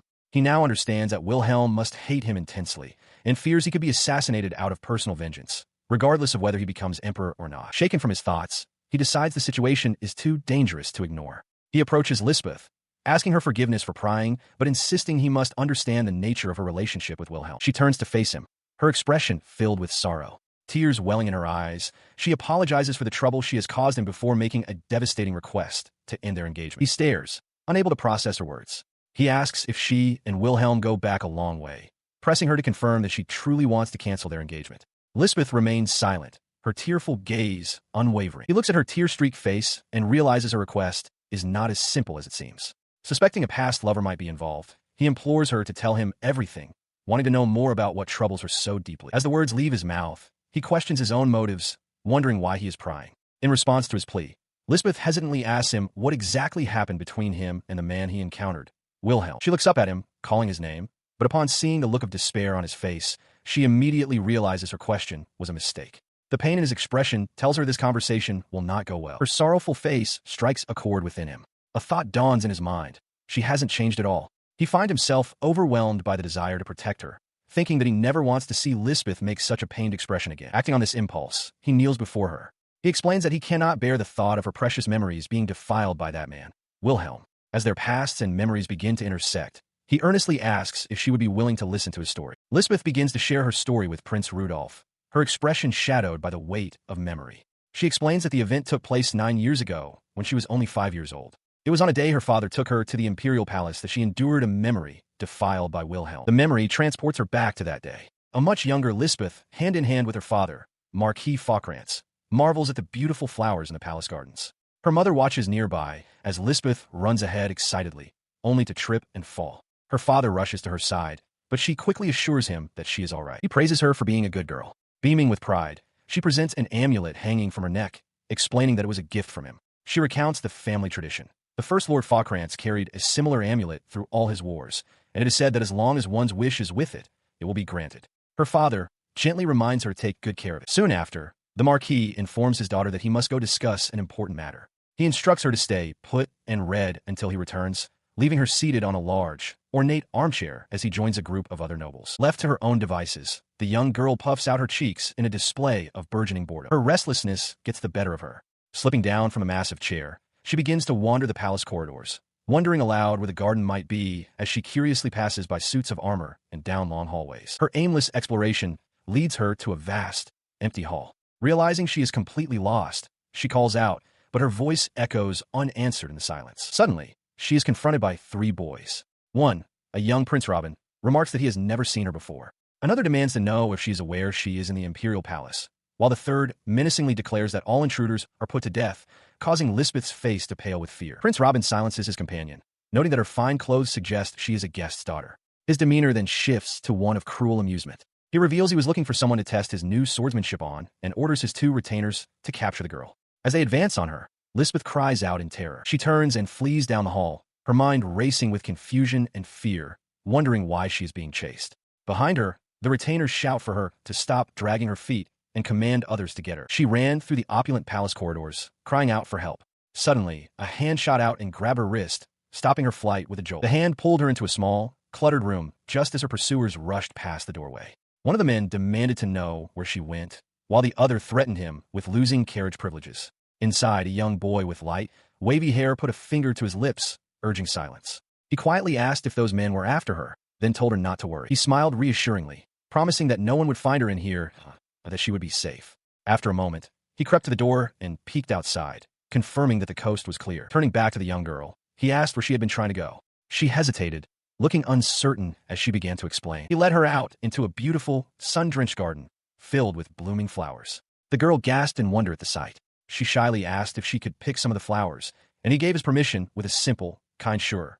They then sat together peacefully, arranging the blossoms. The 2 children sat quietly together on the grass, surrounded by flowers, enjoying a moment of calm respite. With a happy smile, she gently placed a crown she had woven from the flowers onto his head. He beamed back at her, clearly delighted. His joyful expression vanished in an instant. His eyes widened in alarm as he spotted 2 figures approaching in the distance, his older brother, Prince Robin, and one of his retainers. Without a second's hesitation, he shoved the girl forcefully into a large, leafy bush. He hissed at her to be quiet and not to come out under any circumstances. From their hiding place, they watched as Prince Robin approached, casually using one of his retainers as a footstool. Robin scoffed, wondering aloud who would be allowed in this garden. The other retainer smirked cruelly, remarking that it didn't matter, as he was a nice guy. He stood his ground as his older brother, Prince Robin, approached, perched arrogantly on a retainer's back. Robin addressed him with contempt, calling him a pig and demanding to know if he had seen a girl of similar age nearby. Hidden behind a tree, Lisbeth watched, her presence unknown. He calmly denied having seen anyone, his gaze fixed on the ground. Lisbeth's eyes widened in surprise at his lie. Robin's sneering retainer observed the exchange as the prince feigned acceptance, dismissing the matter. His brother's facade shattered in an instant. Robin snarled that he knew it was a lie, declaring that trash like Rudolph would lie so easily. With a vicious swing, he struck Rudolph across the face, sending the smaller boy flying. As he stumbled back, clutching his bruised cheek, Robin pointed and coldly commanded his retainers to hold him down. When one hesitated, the older prince barked at him to hurry. His retainers obeyed, grabbing Rudolph and striking him repeatedly. One demanded he reveal the girl's location, promising to stop the beating if he complied. From the bushes, Lisbeth watched in silent, tearful horror wondering why he would endure this for her. The brutal interrogation was cut short by the distant tolling of the noon bell. A retainer informed Prince Robin that it was time for lunch. With an annoyed huff, Robin called off the assault, and the three of them departed, leaving Rudolph collapsed on the ground. Once they were gone, Lisbeth cautiously emerged. As Rudolph pushed himself up, she asked if he was okay. He ignored his own pain, apologizing for pushing her earlier and asking if she was hurt. Lisbeth quietly replied that she was fine because she was used to it. He looked up and saw tears streaming down her face. Confused, he asked why she was crying. She explained that anyone would cry, and that hearing him say he was used to being hit was what truly saddened her. Her words surprised him. Lisbeth confessed that this was the first time anyone had ever cried for her. To thank him for saving her, she presented him with a gleaming gold coin, explaining that her father had told her it would make her wishes come true. He accepted the coin with a gentle smile, thanking her. He then revealed that one of his wishes had already been granted. When a curious Lisbeth asked what it was, he explained that his wish had simply been for someone to pay attention to him. He listens as Lisbeth, kneeling before him, finishes her story. She recounts being led from the garden, and how the boy she met ran away before she could even ask his name. The realization that he was that boy leaves her in stunned disbelief. His mind races, connecting the events. The girl he met in the Imperial Palace 9 years ago, the one who gave him the gold coin, was Lisbeth. He recalls the harsh scolding from his father that followed, and the strange fate of receiving another identical coin 4 years later. The terrible truth solidifies. 10 years from now, this same girl will become the frost-veiled maiden and kill him. The memory gives way to the present moment. Lisbeth holds up a gleaming gold coin, identical to his own, and asks if he has one too. Rudolph stares, first at the coin dangling from her fingers, then down at the one in his own palm, his expression a mask of stunned silence. His composure shatters. As Lisbeth explains that the coin helped her persevere through times of struggle, hardship, and pain, tears begin to stream down Rudolph's face, his body trembling with the weight of her words and his own memories. Overwhelmed by emotion, he closes the distance between them, wrapping her in a tight embrace. He confesses that it was because of that coin and because of his memories of her that he was able to hold onto himself through his own trials. He thanks her for saving him and for always noticing him. Lisbeth, her own tears flowing freely, confesses she feels the same and has always wanted to express her gratitude. For a moment, they just hold each other, two souls finding solace in a shared past. The intensity of the moment proves too much. Rudolph abruptly pulls away, flustered, stammering that it's time to go. He suddenly remembers his own birthday party is underway and moves quickly towards the door, leaving a startled Lisbeth behind. Before leaving, he pauses and turns back, his expression serious. He asks her about a man named Wilhelm and her relationship to him. Lisbeth's face darkens, her eyes shadowed in shame, as she quietly calls him proof of my stupidity. The cryptic answer hangs in the air as Rudolph turns and walks alone down a long, dark corridor. Elsewhere, Wilhelm von Sauvelier clenches his fist, his mind racing. He questions why events are diverging from his expectations, insisting he should not be wrong. A fleeting image of Lisbeth marrying Rudolph flashes in his thoughts, a possibility he dismisses with a grimace, trying to reassure himself that it's fine. His conviction hardens. He declares that history will unfold as he knows it. Rudolph has no future. He will die at Lisbeth's hands. The revelation strikes Rudolph with the force of a physical blow. He is not the only one who knows the future. Lisbeth begins to tell Rudolph everything, explaining that her foolish self first met Wilhelm at a party hosted about a year ago. The memory surfaces of a younger Lisbeth standing alone in a grand hall, looking overwhelmed as a crowd of nobles desperately vies for her attention, pleading with her by name. The nobles aggressively surround her, one demanding a dance with his son, another begging for a song. Annoyed by their persistence, she curtly tells them all to get out of her face. She lets out a weary sigh, reflecting on her powerlessness at the time. As she was not yet an adult, she couldn't hire a spy or an investigator, and she was nearing the end of her rope. Her thoughts drift to the 8 long years that had passed without being able to meet the person from her memories. It was in that moment of quiet desperation, she recalls, that she finally found him. Just then, a young man with reddish hair approaches her from a balcony, holding a single white rose. With a charming smile, he announces their long-awaited meeting, calling her his destined soulmate. She eyes him with suspicion, unimpressed. She asks who he is, stating bluntly that she has no interest in shallow men who carry the stench of dishonesty. He simply laughs, remarking that her words are harsh. He then asks if she could have possibly forgotten the blissful moment they shared 8 years ago, playing together in the Imperial Garden where the white jasmine bloomed so beautifully. The question catches her completely off guard. He continues, explaining that he is the only one in his family with a different hair color, a fact that spawned many rumors over the years. To quiet the gossip, he dyed it red. When she asks about his original hair color, he confirms it was the same as when they first met. The memory of his words causes the younger Lisbeth to gasp in stunned realization. He repeats his declaration, "At last we met. My destined soulmate." Back in the present, Lisbeth confesses to Rudolph that her longing was so strong it clouded her judgment, leading her to trust him blindly. She finishes her thought, revealing to a silent Rudolph that since that day, she has been meeting with Wilhelm regularly, although it is only for tea about once a month. He clenches his teeth, unable to hide his frustration. Though he cannot articulate the reason, he admits to Lisbeth that Wilhelm makes him intensely annoyed. Her reaction is one of immediate panic. Fearing she has disappointed him, Lisbeth insists that he mustn't be mad at her, lamenting how foolish she was to ever trust a liar like Wilhelm. He quickly reassures her and urges her to continue her story. Internally, however, Rudolf is deeply unsettled. He questions how Wilhelm could possibly know the details of their first meeting. While their eye color is the same, he notes that Wilhelm's hair, gaze, and even the shape of his mouth are completely different from his own past self. As she continues, the scene shifts to her memory of that day on the balcony. Lisbeth recounts that while she initially trusted Wilhelm, a growing sense of wrongness prompted her to ask him about the specific item she had given him when they first met, questioning if he still carried it. In her memory, Wilhelm remains silent, his expression unreadable as Lisbeth awaits his answer. His response is a clever deflection. He claims it is the other way around, that the memories of her are so precious that he has kept the item safely stored away to prevent it from being damaged. Her simple reply in that moment was a quiet, uncertain, "Is that so?" The memory fades as Lisbeth's voiceover explains that since that day, she has asked him about it several more times. Each time, he dodged the question, causing her doubts to deepen steadily. The scene shifts to a later time, where Lisbeth discusses the matter with her maid, Maya. Maya asks the crucial question, is the Wilhelm she knows now truly the boy from her memories? Lisbeth confesses that after so many years, she cannot be sure, as he seems so different from the person in her story. Maya then proposes a logical course of action. If Wilhelm is an imposter, then the real boy from Lisbeth's past must still be somewhere. She suggests that infiltrating the palace where they first met could provide a lead, a point which Lisbeth thoughtfully considers. She asks Maya if she could infiltrate the palace. With a determined salute, Maya enthusiastically accepts the mission.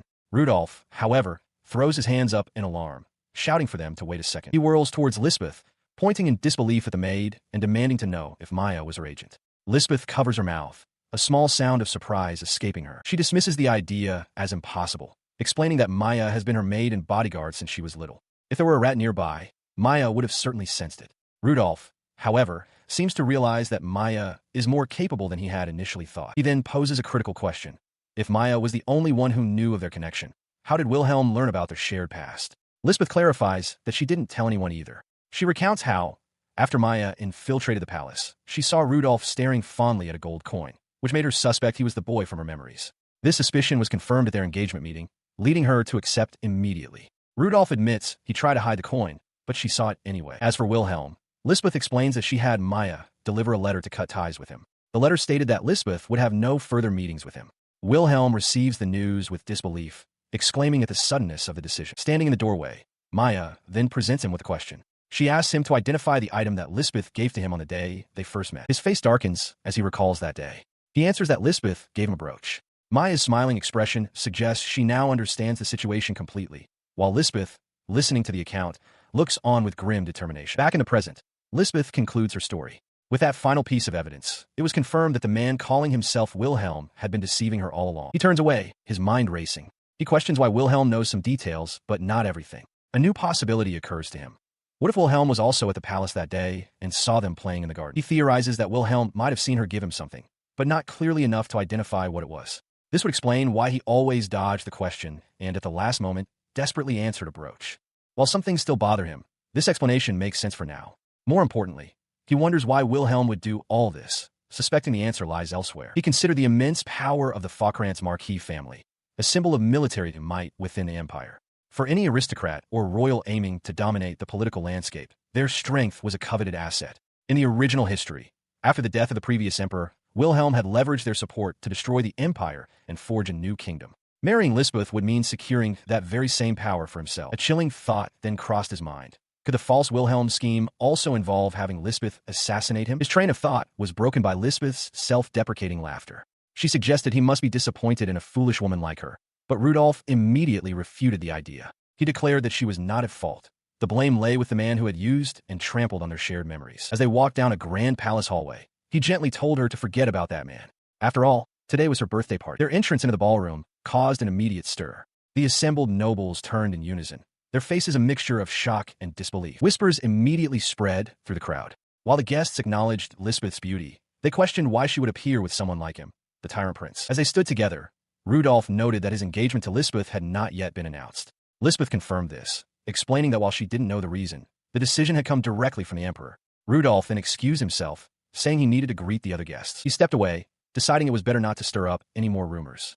For now, he would simply be a fly on the wall from a distance. He watched as Lisbeth was quickly approached by several other male nobles, who began to converse with her. The men fawned over her, but Lisbeth's expression grew distant. She looked away, clearly uncomfortable with the unwanted attention. As she stood surrounded, the party continued around her. Musicians played a lively tune on the cello and violin, filling the grand hall with elegant music. Couples took to the floor, moving gracefully to the rhythm, their hands clasped as they waltzed through the night. Watching them from the side, Rudolph considered the scene. He had always been alone at such gatherings, and he realized this was the first time he had ever truly paid attention to a dance. His mind raced with anxiety. The only dances he knew were from village festivals 300 years ago. The modern instruments and tempo made that knowledge useless. He worried he'd have to invent an excuse if asked to dance. At that moment, Lisbeth turned to him, her expression earnest, and asked, "Are you not going to invite me to dance?" He was completely flustered, stammering for a response. Lisbeth seemed to understand immediately, asking if he was worried because he had never danced before. He could only manage a choked confirmation. Her expression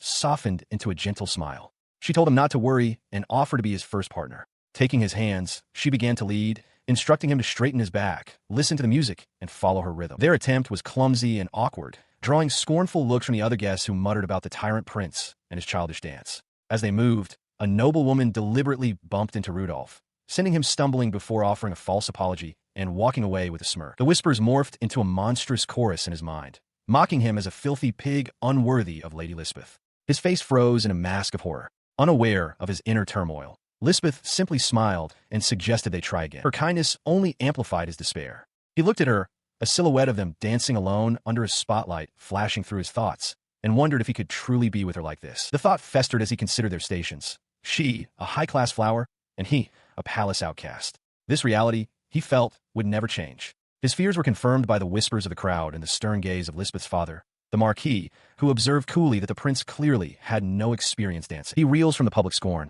his mind plunging into darkness. A vision of his past self, Wilhelm, crowned and ruthless, flashes before his eyes. A desperate thought surfaces. Should he abandon this struggle and simply become the emperor, as he did in history? His dark thoughts are shattered by Lisbeth's gentle voice. She reminds him that when dancing, one is supposed to look at their partner's face. Her simple instruction cuts through his panic, startling him back to the present moment. He stammers an apology, flustered but determined.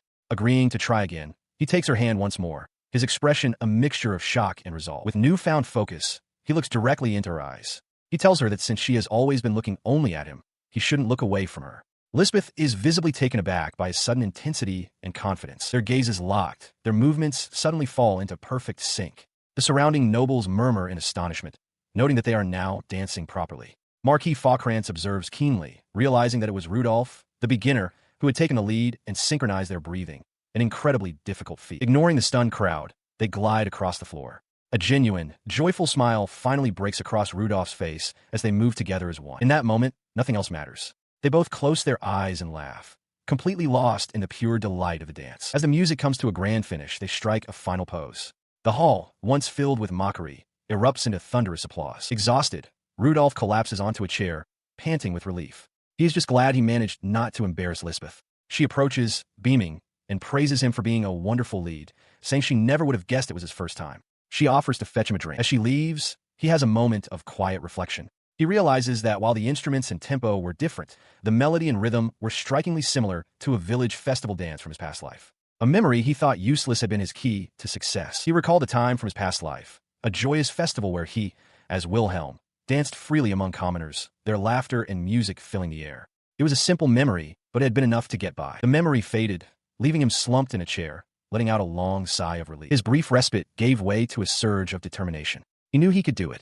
Even if history was set for him to die as the Dread Emperor, he resolved that he would be the one to rewrite it. This new future he envisioned was a small, happy one, a history where he could stay with Lisbeth forever. As he stood beside Lisbeth, lost in his hopeful thoughts, a voice cut through the air, asking to speak with him for a moment. The prince turned, startled by the sudden interruption. The man was none other than Marquis Douglas Faucrance, Lisbeth's father. The Marquis, his face a mask of stern intensity, apologized for not greeting the prince properly earlier. Rudolph, taken aback by the imposing figure, could only stammer a response, asking if there was something he needed. Meanwhile, across the room, another guest had been watching the prince's every move. The young noblewoman felt her cheeks flush, recalling the serious look on Prince Rudolph's face during the dance. She felt as if she could get lost in his amber eyes. Seeing him standing there, she approached with a glass of fruit water. She insisted he must be tired and urged him to drink, calling out to get his attention when he didn't seem to hear her at first. But Rudolph's attention was fixed on the Marquis, who had just made a startling declaration. He stated that he wished to request one match. Lisbeth and Rudolph stared in confusion. "Father!" Lisbeth exclaimed, while Rudolph wondered what the Marquis could possibly be plotting. At the Falkrantz estate, a sparring session that counts as training is arranged for Prince Rudolph. Marquis Douglas Falkrantz offers the young prince a wooden sword. Taking it, Rudolph is surprised by its weight, noting that it's his first time holding one. The Marquis, observing his hesitation, asks if something is amiss. He looks at the weapon in the Marquis's hand, pointing out that the wooden sword looks like it has been used for years. The Marquis's expression remains grim and unreadable. The Marquis confirms this, explaining that he has swung it 1,000 times a day since he was a child, making it a part of his daily routine. He grips the sword with immense force, his knuckles white. A wave of pure killing intent washes over Rudolph, and a single, terrifying thought flashes through his mind: death. He understands the source of the intimidating pressure. The Marquis clearly does not approve of their engagement. Rudolph recalls the Marquis's furious internal thoughts, his refusal to let that tyrant prince marry his daughter, Lisbeth. The Marquis remembered the Emperor's insistence that Rudolph find a wife, and resolved that if he could make it look like an accident during training, no one could blame him. Suddenly, Lisbeth runs between them, her arms outstretched to protect the prince. She begs Rudolph not to fight, warning him that her father is the Empire's strongest warrior, the Obsidian War Demon, whose opponents are turned into nothing but mangled corpses. Rudolph stares, shocked by the revelation. Despite her plea, he steels his resolve. He admits to himself that he is honestly scared, but he knows he cannot run from his challenge. The Marquis sternly orders his daughter to step back, but Lisbeth refuses. Her mother calls out her name in concern as the Marquis raises his wooden sword, ready to strike regardless of his daughter's presence. Seeing their resolve, the Marquis changes tactics. He lowers his weapon and sets a new condition for the duel. He declares that if Rudolph can land even a single blow on his body with the wooden sword, just one strike, Rudolph will be the victor. Rudolph understands the meaning behind this offer. The Marquis is so confident that he believes the prince cannot even graze him. Appreciating the consideration, he accepts, knowing he can no longer run away. At the edge of the courtyard, Mrs. Falkrantz shouts for the duel to begin. He lunged forward, training sword held high, charging directly at the Marquis. Despite his determined expression, a single thought raced through his mind. He had never received any formal swordsmanship training. His lack of formal training, however, did not mean he was without skill. He screamed with effort, revealing that he had learned everything he knew by secretly observing the knight's training sessions and practicing through imitation. The Marquis watched his approach, his expression unchanging. In a flash, the Marquis moved. A single, powerful swing sent Rudolph's sword flying from his grasp, the boy letting out a choked gasp of surprise as he was violently disarmed. He stumbled to the ground, his face a mask of shock and disbelief. The Marquis stood over him, unmoved, and uttered a single, dismissive word. Next, driven by a desperate fury, the young prince scrambled to his feet and launched another wild attack. The Marquis parried the blow with contemptuous ease, the impact sending a jolt through Rudolph's arms. Next, the warrior repeated, as Rudolph recoiled from the force. The pattern repeated itself relentlessly. Each time Rudolph rose to attack, he was met with an impassable defense and the same cold command to continue. Finally, the Marquis's patience seemed to wear thin. He unleashed a powerful strike that sent the boy flying backward through the air, utterly overpowered. He crashed to the dirt, landing hard on his stomach. The gap in their strength was absolute. He realized it was impossible. Looming over him, the Marquis's shadowed face was a portrait of stern disappointment. He looked down at the defeated boy and coldly asked, "Is that all you've got, Prince Rudolph?" The prince pushed himself up slightly, his gaze lifting past the Marquis's boot. In the distance, he saw Lisbeth watching, her hands clasped in worry. The Marquis's voice cut through his haze, delivering a harsh truth. With his current level of strength, he would never be able to protect what was important to him. He struggled on the ground as Lisbeth, with her arm outstretched, pleaded for him to stop. She begged Marquis Douglas not to interfere, her voice filled with desperation. Ignoring her cries, he used his wooden sword as a brace to push himself to his knees. His face was shadowed with grim determination as he remembered the vow he made to himself. He would resist his fate. His mind raced, recalling the original history he knew from the book. In that timeline, he would have died at the age of 25. However, his engagement to Lisbeth had fundamentally altered that course of events, creating a new, uncertain present. The stark realization hit him.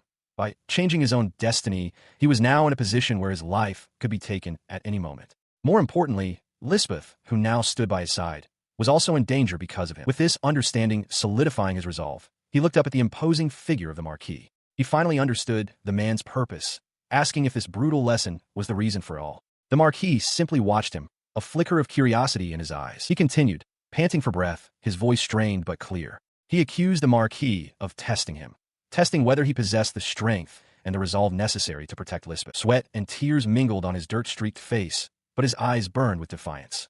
He declared, with all the energy he had left, that he could still go on. Fueled by this conviction, he let out a desperate cry and launched himself into the air, bringing his wooden sword down in a reckless overhead strike. From his vantage point, the Marquis calmly assessed the attack, noting that such a telegraphed thrust from an exhausted body would be simple to avoid. But as the sword descended, the Marquis's expression shifted to one of shock. He felt an undeniable pressure, a raw killing intent flowing from the boy. It was a force he could not simply ignore, compelling him to catch the blade with his bare hand. The wooden sword shattered against his palm, splintering into pieces. The Marquis stared at his hand and the broken weapon in utter disbelief, a stunned, "What?" escaping his lips. He stands impassively as the wooden sword splinters against his hand, the pieces flying apart. Rudolph, his final attack thwarted, stares in disbelief at the broken weapon. The sharp crack of splintering wood echoes through the training ground, followed by a panicked cry for the prince. Later, inside the Falkrantz manor, the halls are quiet. The prince has been put to rest in a lavishly decorated room to recover from the ordeal. Elsewhere in the residence, Lisbeth confronts her father, her face contorted with anguish and fury. She questions the necessity of his brutal methods, her voice trembling as she asks if he truly needed to go so far. The Marquis turns to face her, his expression unyielding. He explains that, considering the prince's position, he had no choice but to test him after the sparring match to see if Rudolph was truly worthy of being entrusted with his beloved daughter. She retorts, fiercely, defending the prince. She insists that his swordsmanship and physical skills are those of a complete novice only because he has never been properly taught or given any attention, not due to a lack of effort. The Marquis acknowledges her point, but directs her attention to the evidence in his hand. He holds up the shattered remains of the wooden sword, a new understanding dawning in his eyes. He dismisses the idea that the old sword simply broke at its durability limit. The break wasn't an accident, he realizes with a start. His Highness had deliberately aimed for that specific outcome. His mind flashes back to the duel, replaying the prince's seemingly random strikes. He now understands that he was subtly guided to block every attack at the exact same point on his hand, concentrating all the impact. It was a desperate gamble, he concludes, a calculated risk to see if the accumulated stress would finally shatter the weapon. As Lisbeth listens in stunned silence, the Marquis's expression hardens. He states that the success of the boy's tactic is not the truly important point. He continues his explanation to a confused Lisbeth, clarifying what Prince Rudolph truly demonstrated. It wasn't just the ability to judge the old wooden sword's weakness or find an opening despite the hopeless difference in skill. With a look of intense satisfaction, he declares that his Highness is a diamond in the rough who will shine with the right polishing. The Marquis admits to himself that it has been a long time since he felt the thrill of battle. At that same moment, in his chambers, Prince Rudolph begins to stir, murmuring softly as he drifts back toward consciousness. His eyes flutter open to find Lisbeth's face close to his own. He groggily recognizes her, while she exclaims his title in relief. He attempts to sit up, but sharp pain makes him cry out. Lisbeth quickly steadies him, urging him not to move yet. As he settles back, he realizes with a jolt that his head is resting on her lap. The sudden intimacy of receiving a lap pillow from his new fiancée flusters him completely, and he wonders frantically if this is normal for aristocrats of this era. She, too, is blushing deeply but seems determined, clenching a fist as she tells herself not to force the situation. The thought of her formidable father discovering them in such a position sends a wave of panic through her. After a moment of silence, he looks up at her, his own panic subsiding. He recalls the duel and asks what happened with the match, wanting to know if he managed to earn her father's approval. The answer to his question is being given in a nearby hallway. The Marquis remarks to Lisbeth that the prince's pressure and tactical sense were remarkable. He feels sorry for the boy, wondering how he's been treated in the palace, and concludes with a smirk that he can no longer just sit back and watch. He turns and walks away, declaring that this is now about his precious daughter and his new son. As he ascends the stairs, he gives Lisbeth a clear command: stay by Prince Rudolph's side. She sits by his bedside, confirming the news he had hoped for. He has won, and her father has officially acknowledged him. Lying back on his pillows, Rudolph absorbs her words, expressing his quiet gladness. Her formal report gives way to a softer, more personal tone.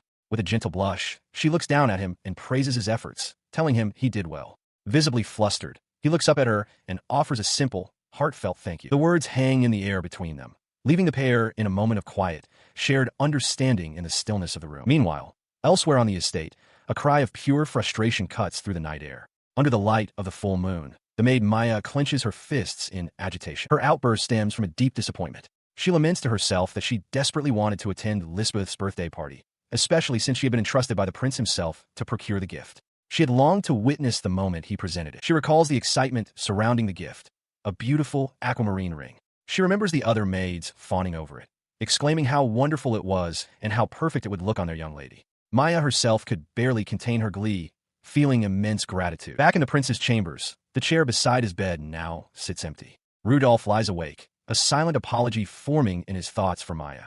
He knows he cannot give her what she wants, Not yet. His thoughts are interrupted by a gentle touch. Lisbeth is there, her fingers softly stroking his hair. A feeling of profound peace washes over him, and he wishes he could remain in this tranquil moment just a little longer. 2 weeks have passed since Lisbeth's hectic birthday. In a quiet palace garden, Prince Rudolph sits with her at a small table, wondering how she feels about the present he gave her. His question is answered as Lisbeth gazes, teary-eyed and overjoyed, at the beautiful ring on her finger. She thanks him profusely, promising to cherish it forever.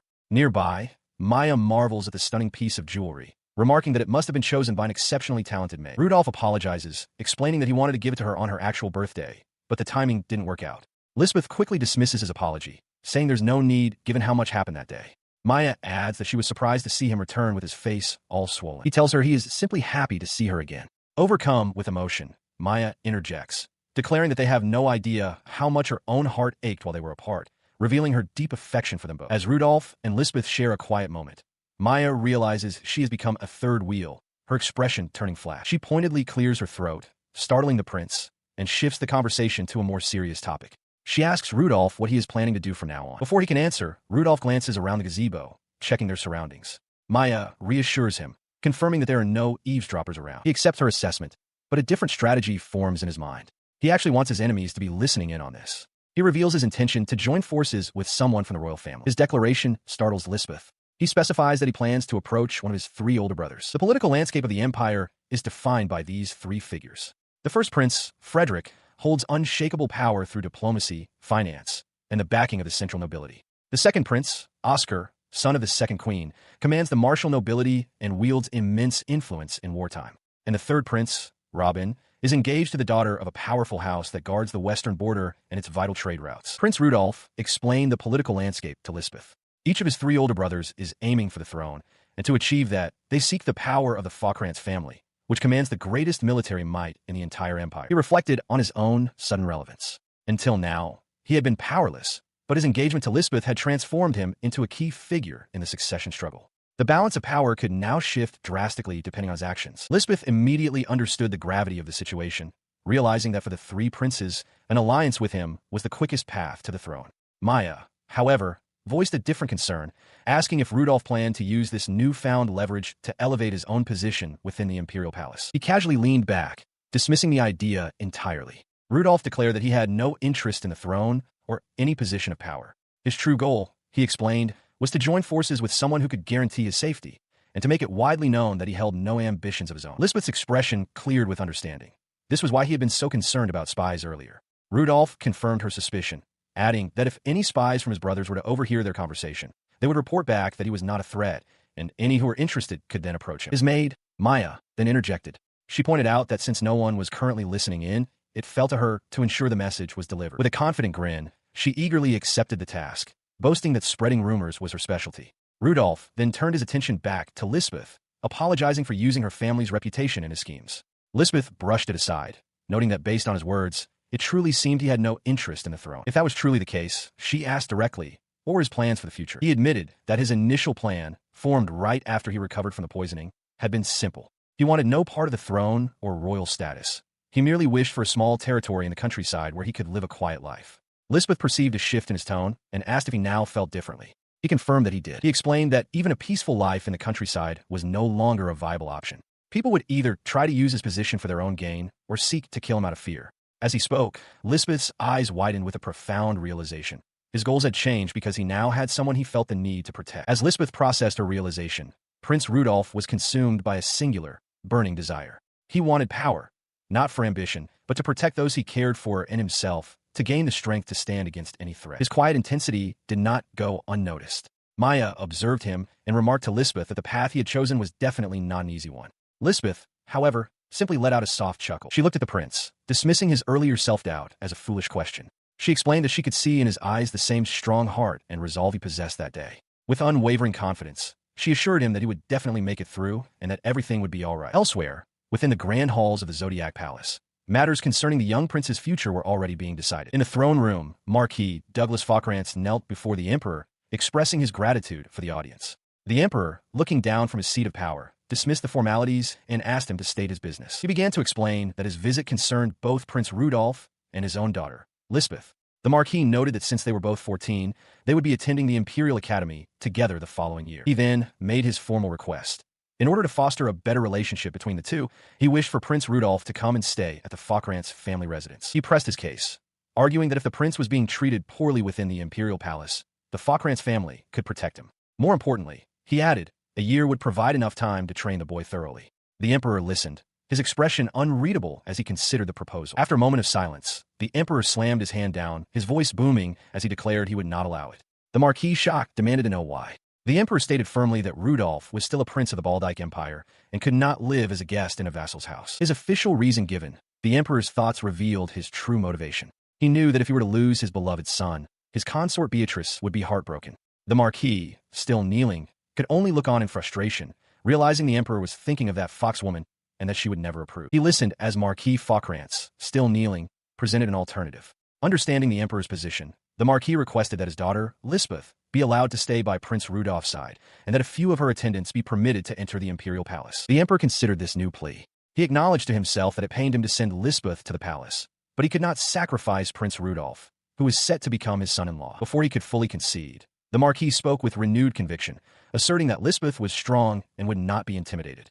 If he wished to train the prince, he could simply visit the palace every day. Faced with such strong insistence, the Emperor sighed and relented, agreeing to the arrangement. His curiosity piqued by such dedication. The Emperor asked if Rudolph had shown something to warrant such strong words. The Marquis affirmed that he had. The Emperor's expression shifted to one of keen interest. He recalled that the Marquis had recently sparred with the prince and questioned if pitting the boy against the famed Obsidian War demon wasn't too reckless. The Marquis dismissed the concern entirely, confidently stating that with the right instructor, Prince Rudolph would eventually surpass even him. He noted that his words seemed to have piqued His Majesty's interest, concluding that despite all complications, the Emperor must still love his son. But as he processed the Emperor's reaction, a different thought struck him with the force of a physical blow. He realized with a jolt that the Emperor must have known about Rudolph's talent from the very beginning. His shock deepened as he truly saw the Emperor's face. That was not the expression of a doting father proud of his son's abilities. It was something else entirely, cold, sharp, and calculated. The chilling implication sent his mind racing. He questioned why the Emperor,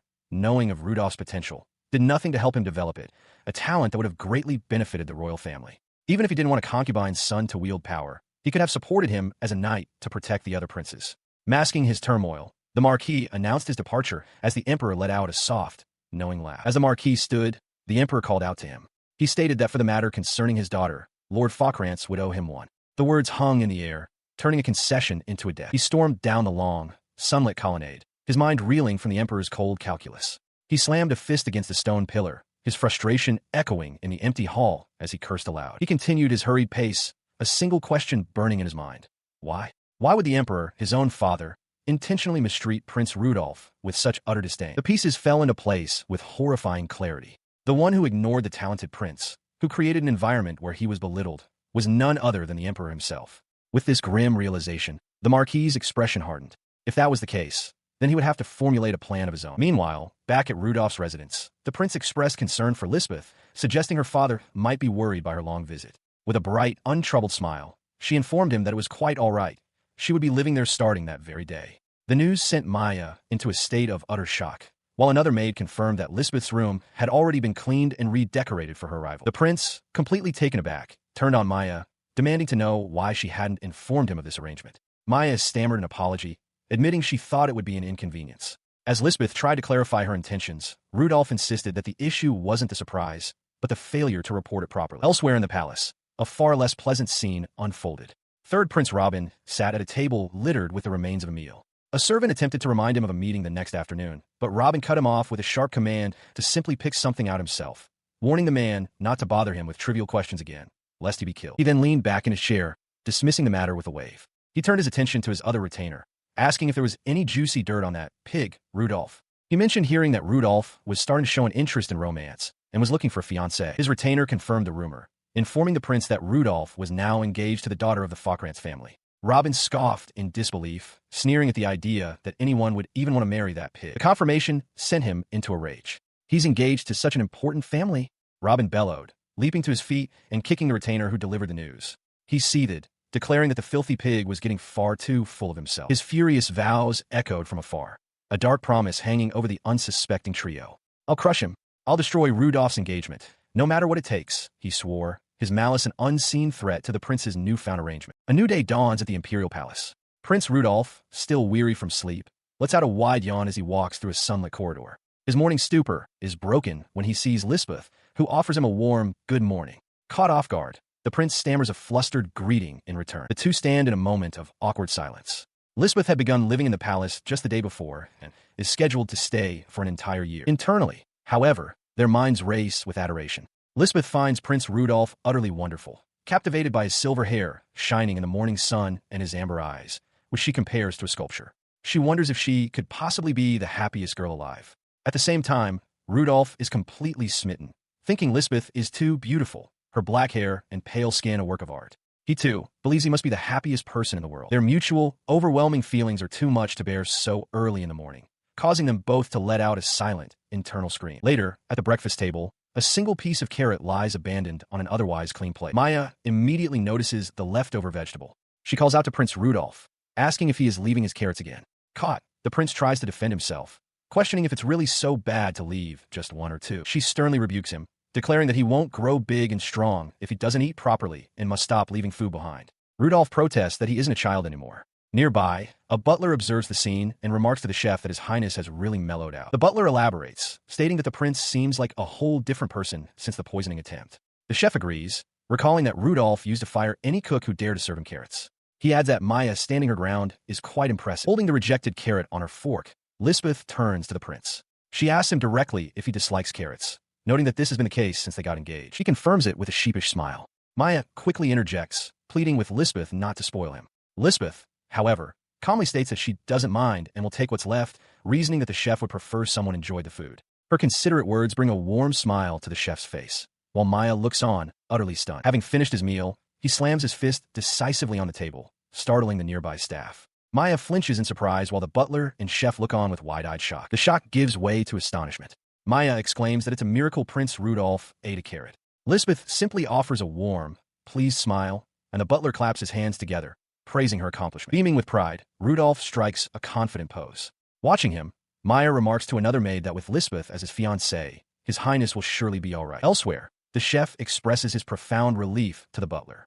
He is glad not to have been fired, noting that nearly half the staff were dismissed during a recent downsizing orchestrated by Maya to remove those with ill will toward the prince. Later, in a grand, sunlit hall, Rudolph's voice calls out, seeking Lisbeth's attention. He approaches her somewhat nervously, asking if she would like to go for a walk to a place he wishes to show her. Lisbeth's initial surprise blossoms into pure delight, and she accepts with overwhelming enthusiasm, declaring that a walk sounds lovely and they should depart immediately. As they begin to walk, a blush creeps onto Rudolph's face as he worries if his invitation seems strange. Beside him, Lisbeth is internally ecstatic, her heart pounding with the realization that his highness himself invited her out. He leads her into a beautiful palace garden, where she holds a parasol against the sun. From a distance, Maya watches them, a gentle, knowing smile on her face as she recognizes their destination. Rudolph turns to her and asks if she remembers the place. Tears welling in her eyes, Lisbeth confirms that she does. She reveals that it was here, 9 years ago, that she first met him, and the garden hasn't changed one bit. The memory hangs in the air, focused on the quiet, sun-dappled path lined with trees where their history began. Her memory drifts back 9 years, to a day when a young Prince Rudolph, full of life, pulled her by the hand through a field of flowers. He knelt before her in the sun-dappled garden, carefully weaving a crown of white blossoms as she watched, holding a single flower herself. The simple gift brought radiant smiles to both their faces, a moment of pure, shared joy. Back in the present, Rudolph suggests they return, mentioning that Maya should have tea ready. Lisbeth agrees, but then realizes with a start that she has forgotten her parasol. As she apologizes, Rudolph insists he will retrieve it for her. He walks back with a sigh of mild exasperation, but his steps halt abruptly as he notices someone standing near a pillar. The figure steps out of the shadows, revealing himself to be third Prince Robin, who remarks with a sneer what a coincidence it is to run into a filthy pig in such a place. Rudolph is stunned, questioning why his brother is there, recalling that Robin was supposed to be under house arrest. He lunges forward, grabbing Rudolph by the collar and slamming him against the pillar. Rudolph wonders if this is for revenge, but Robin dismisses the thought. With a menacing grin, he adds that something more important has come up, Rudolph's recent engagement. Rudolph remains silent, his mind racing. He had anticipated that one of his brothers would make a move sooner or later. He just hadn't expected Robin to be the first. He deduces that Robin's goal is likely to form an alliance with the Faukrantz house in exchange for ceasing his violent provocations. His brother's face twists into a shadowy, predatory smile as he makes his demand clear and simple. Hand her over. Your fiancé. Rudolph, confused, points out that Robin already has a fiancée and questions if he is cheating before the wedding. Robin scoffs at his naivete, reminding him that it's not unusual for royalty to have concubines. He cruelly adds that Rudolph, as the son of a mere concubine, shouldn't act so high and mighty. With a wide, unsettling grin, third Prince Robin continues his tirade. He tells the filthy pig to listen well, declaring that Rudolph doesn't get to have everything for himself. He makes his intentions clear. Rudolph's fiancée is included in what he'll take. She is his, and he will not allow it to be otherwise. Rudolph stares back, his expression twisting in revulsion. He realizes this is the man they call the third prince, Robin, and the reality is far worse than he had imagined. To him, Robin is nothing more than simple-minded and vile. He calmly states that it is enough, but Robin only scoffs, asking if he's finally going to talk back. In that moment, Rudolph understands his brother's true motive. This isn't about gaining the Falkrant's military power. Robin simply cannot tolerate the idea of Rudolph's status rising. Declaring it a little brotherly fight, Robin lunges forward with a roar, telling the pig to brace himself as his fist flies toward Rudolph's face. Third Prince Robin snarls in fury as a metal hook is thrust towards his face. In an instant, he is sent flying backward through the air, a dark, whip-like force striking him with incredible power as Rudolph and Lisbeth watch in astonishment. The impact sends him crashing headfirst into the stone ground. Before he can recover, a heavy iron gate collapses from above, slamming down upon him. Rudolph and Lisbeth are stunned into silence, while Robin chokes on the ground, wondering what just happened. He struggles to his feet, cursing Lisbeth and demanding to know how she knew his identity. She stands over him coolly, remarking that she was merely startled when he seemed to lose his footing and fall. She then formally introduces herself.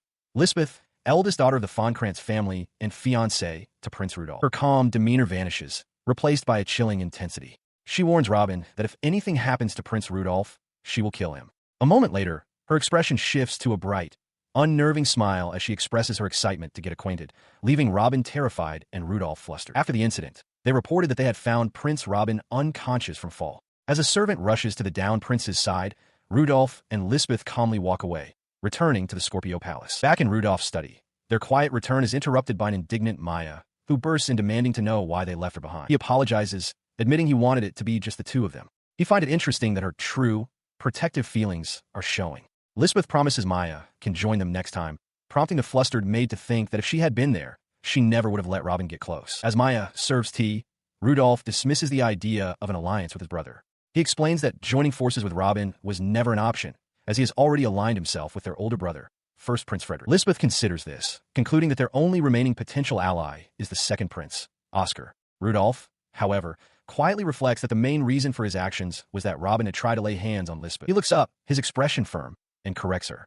The one he has his sights on is not Oscar, but the first prince, Frederick. The declaration hangs in the air, leaving Lisbeth utterly shocked. He confidently reassures his companions that everything will be fine, as he knows exactly what is happening. He explains that his brother, Robin, harbors a near-deranged jealousy and a severe inferiority complex toward their other brother, Frederick. Continuing his analysis, Rudolph details the root of the issue. Their birth mother, First Empress Alicia, is utterly devoted to the gifted elder brother. Frederick is superior in every way, possessing brilliance, talent, and overwhelming charisma, leaving no hope for Robin in his mother's eyes. This has rendered Robin's emotional state so fragile that he can only maintain his balance by having someone to look down upon. He then poses a question to Lisbeth and Maya, whose expressions shift to shock. What do they think will happen if someone like him, the so-called filthy pig, joins forces with Frederick? The very idea would cause Robin's fragile pride to crumble, as he would lose the one person he always considered inferior. Answering his own query, Rudolph states with certainty that Robin would never tolerate being beneath him and would, therefore, likely turn against Frederick. Maya can only whisper, "Wow," in awe of the intricate political maneuvering. Lisbeth, however, voices her skepticism. She asks if he truly believes it will go so smoothly, suggesting that Frederick might find more benefit in commanding his own brother rather than allying with the fourth prince.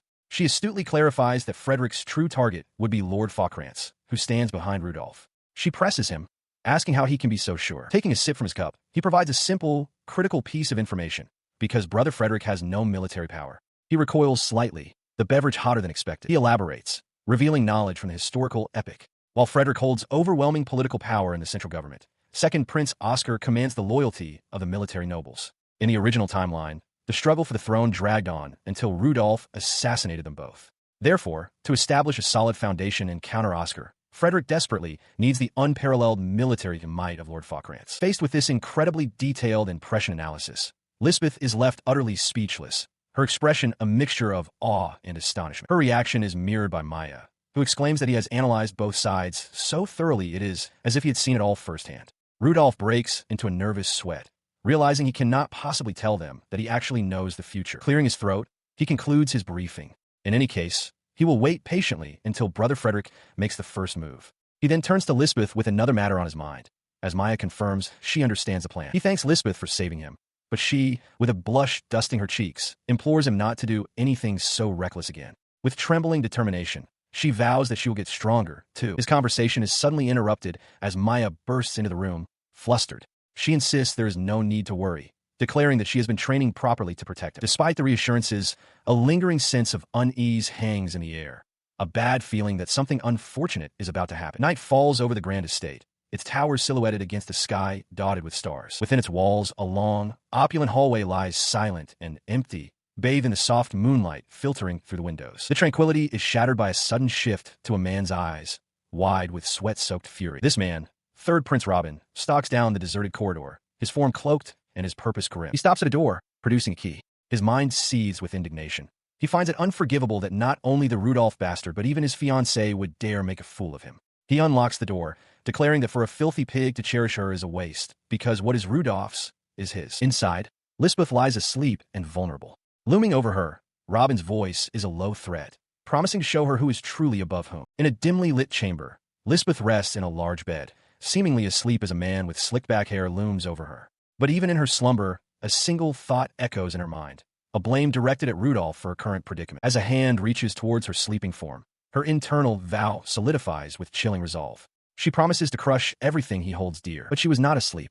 In a flash, her eyes fly open, wide with fury. Before the man can react, she lunges from the bed, striking him with brutal force that draws blood from his mouth. The assault continues without pause.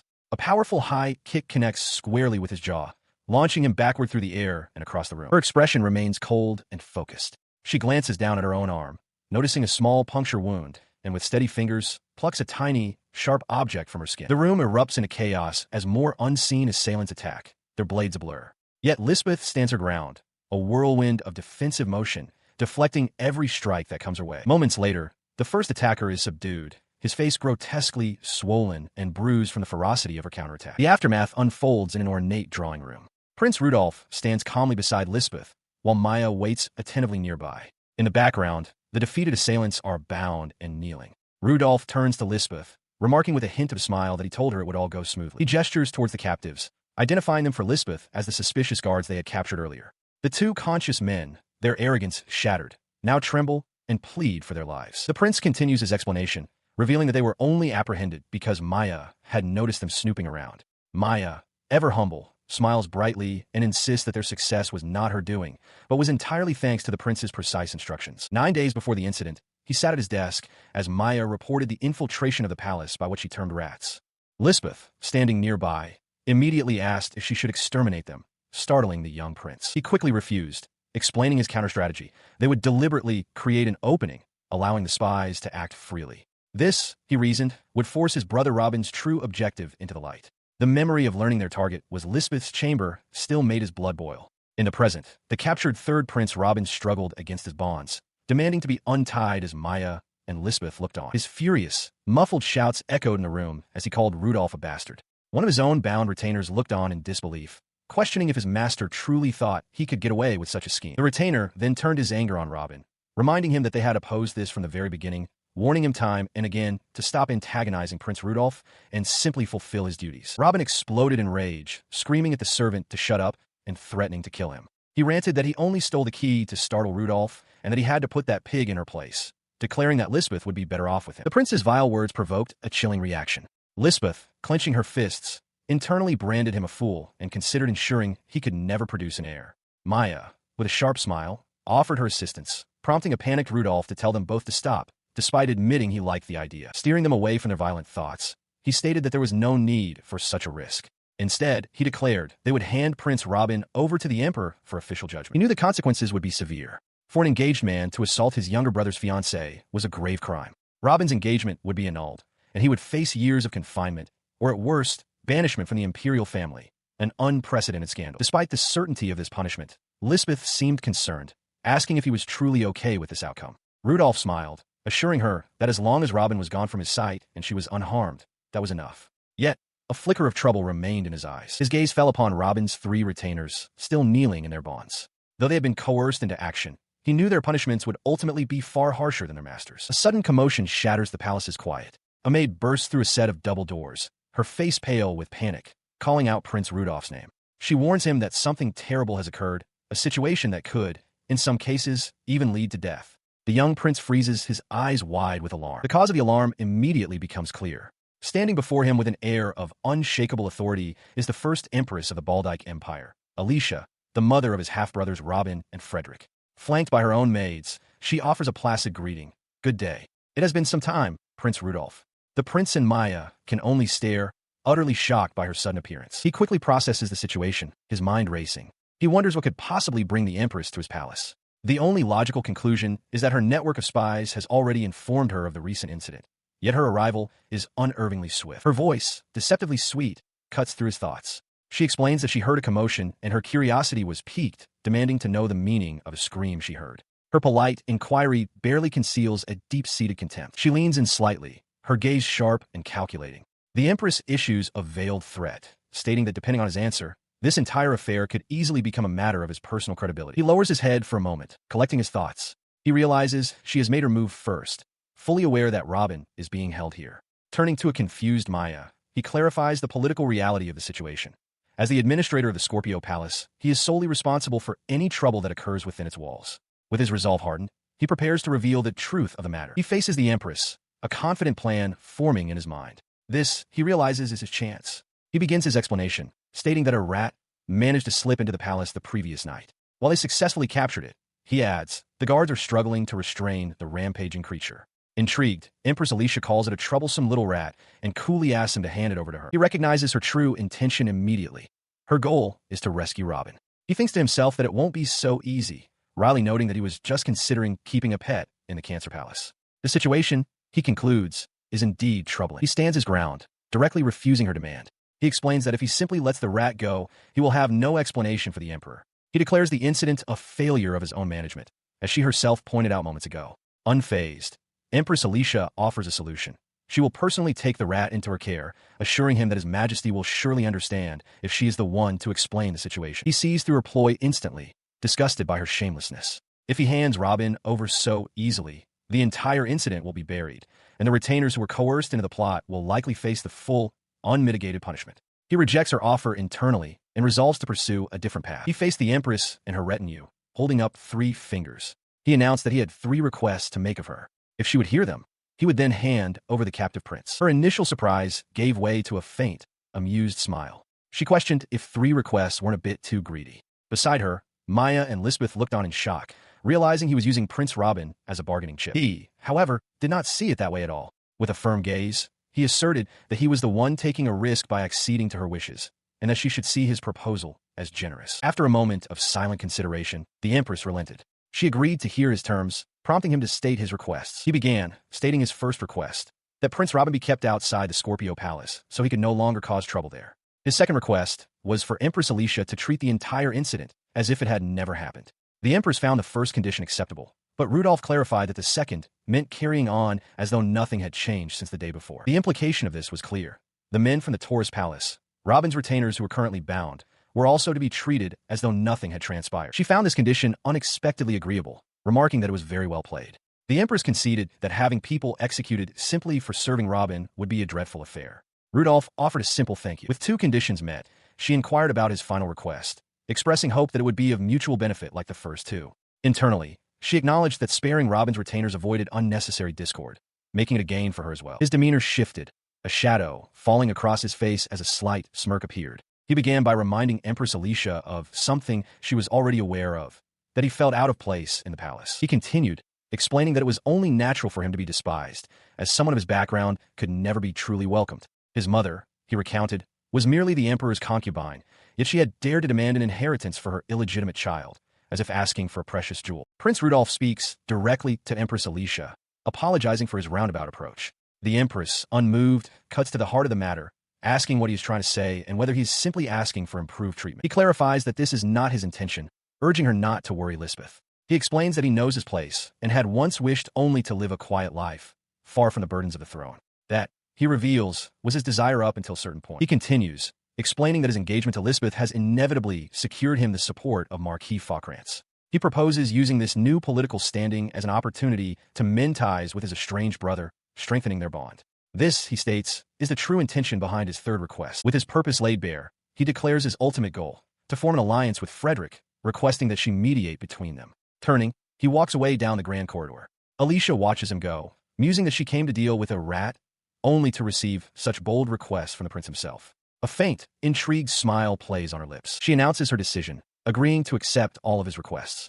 Rudolph offers a polite thank you, though he internally scoffs at the notion that the cold-blooded Frederick could feel any kindness. The Empress adds that Frederick will be delighted, claiming he has always been concerned for Rudolph. He then asks if he can entrust the matter of the rat entirely to her and prepares to take his leave. As he turns, however, Alicia stops him, stating that she has one question for him. She asks what he thinks about his mother. Rudolph's response is immediate and cold. He thinks nothing of her. He states plainly that she is herself, and he is himself, before walking away. His stark words leave the Empress in silent contemplation. Later, the door to Rudolph's room is thrown open with a crash.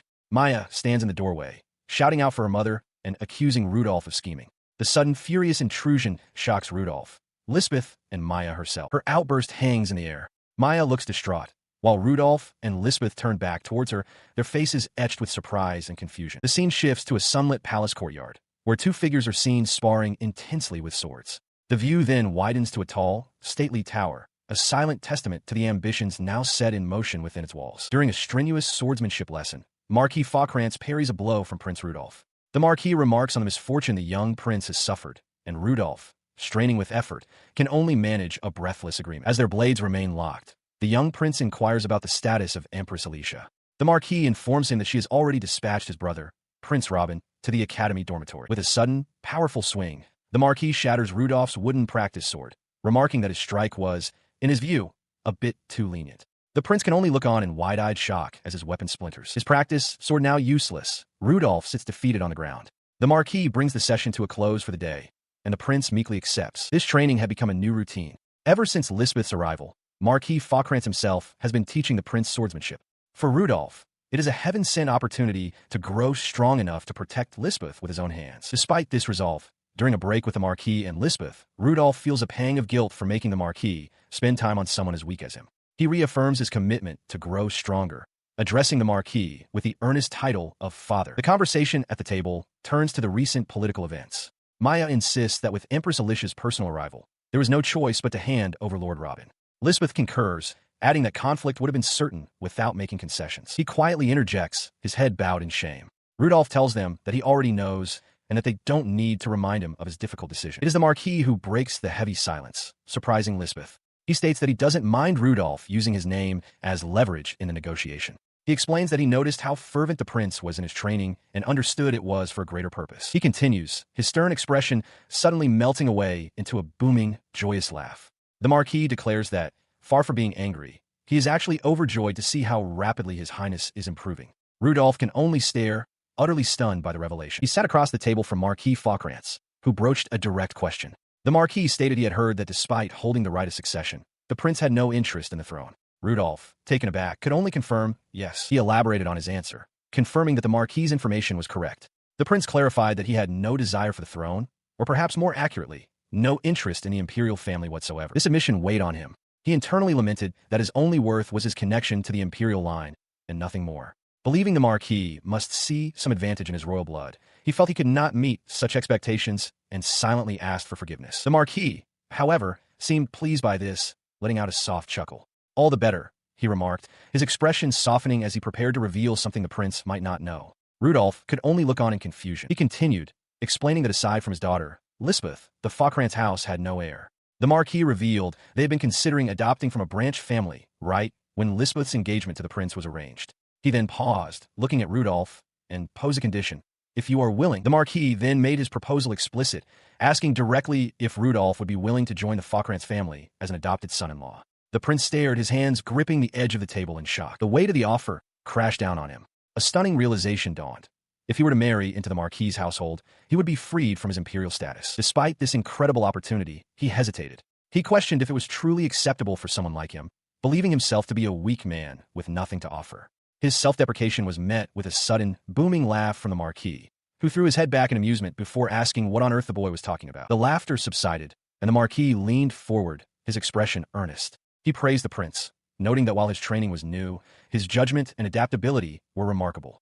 With continued discipline, the Marquis predicted he would surely surpass all other swordsmen of his age within half a year. Rudolph, flustered by the high praise, dismissed it as flattery. But the Marquis's demeanor shifted dramatically, his face hardening into a mask of absolute seriousness.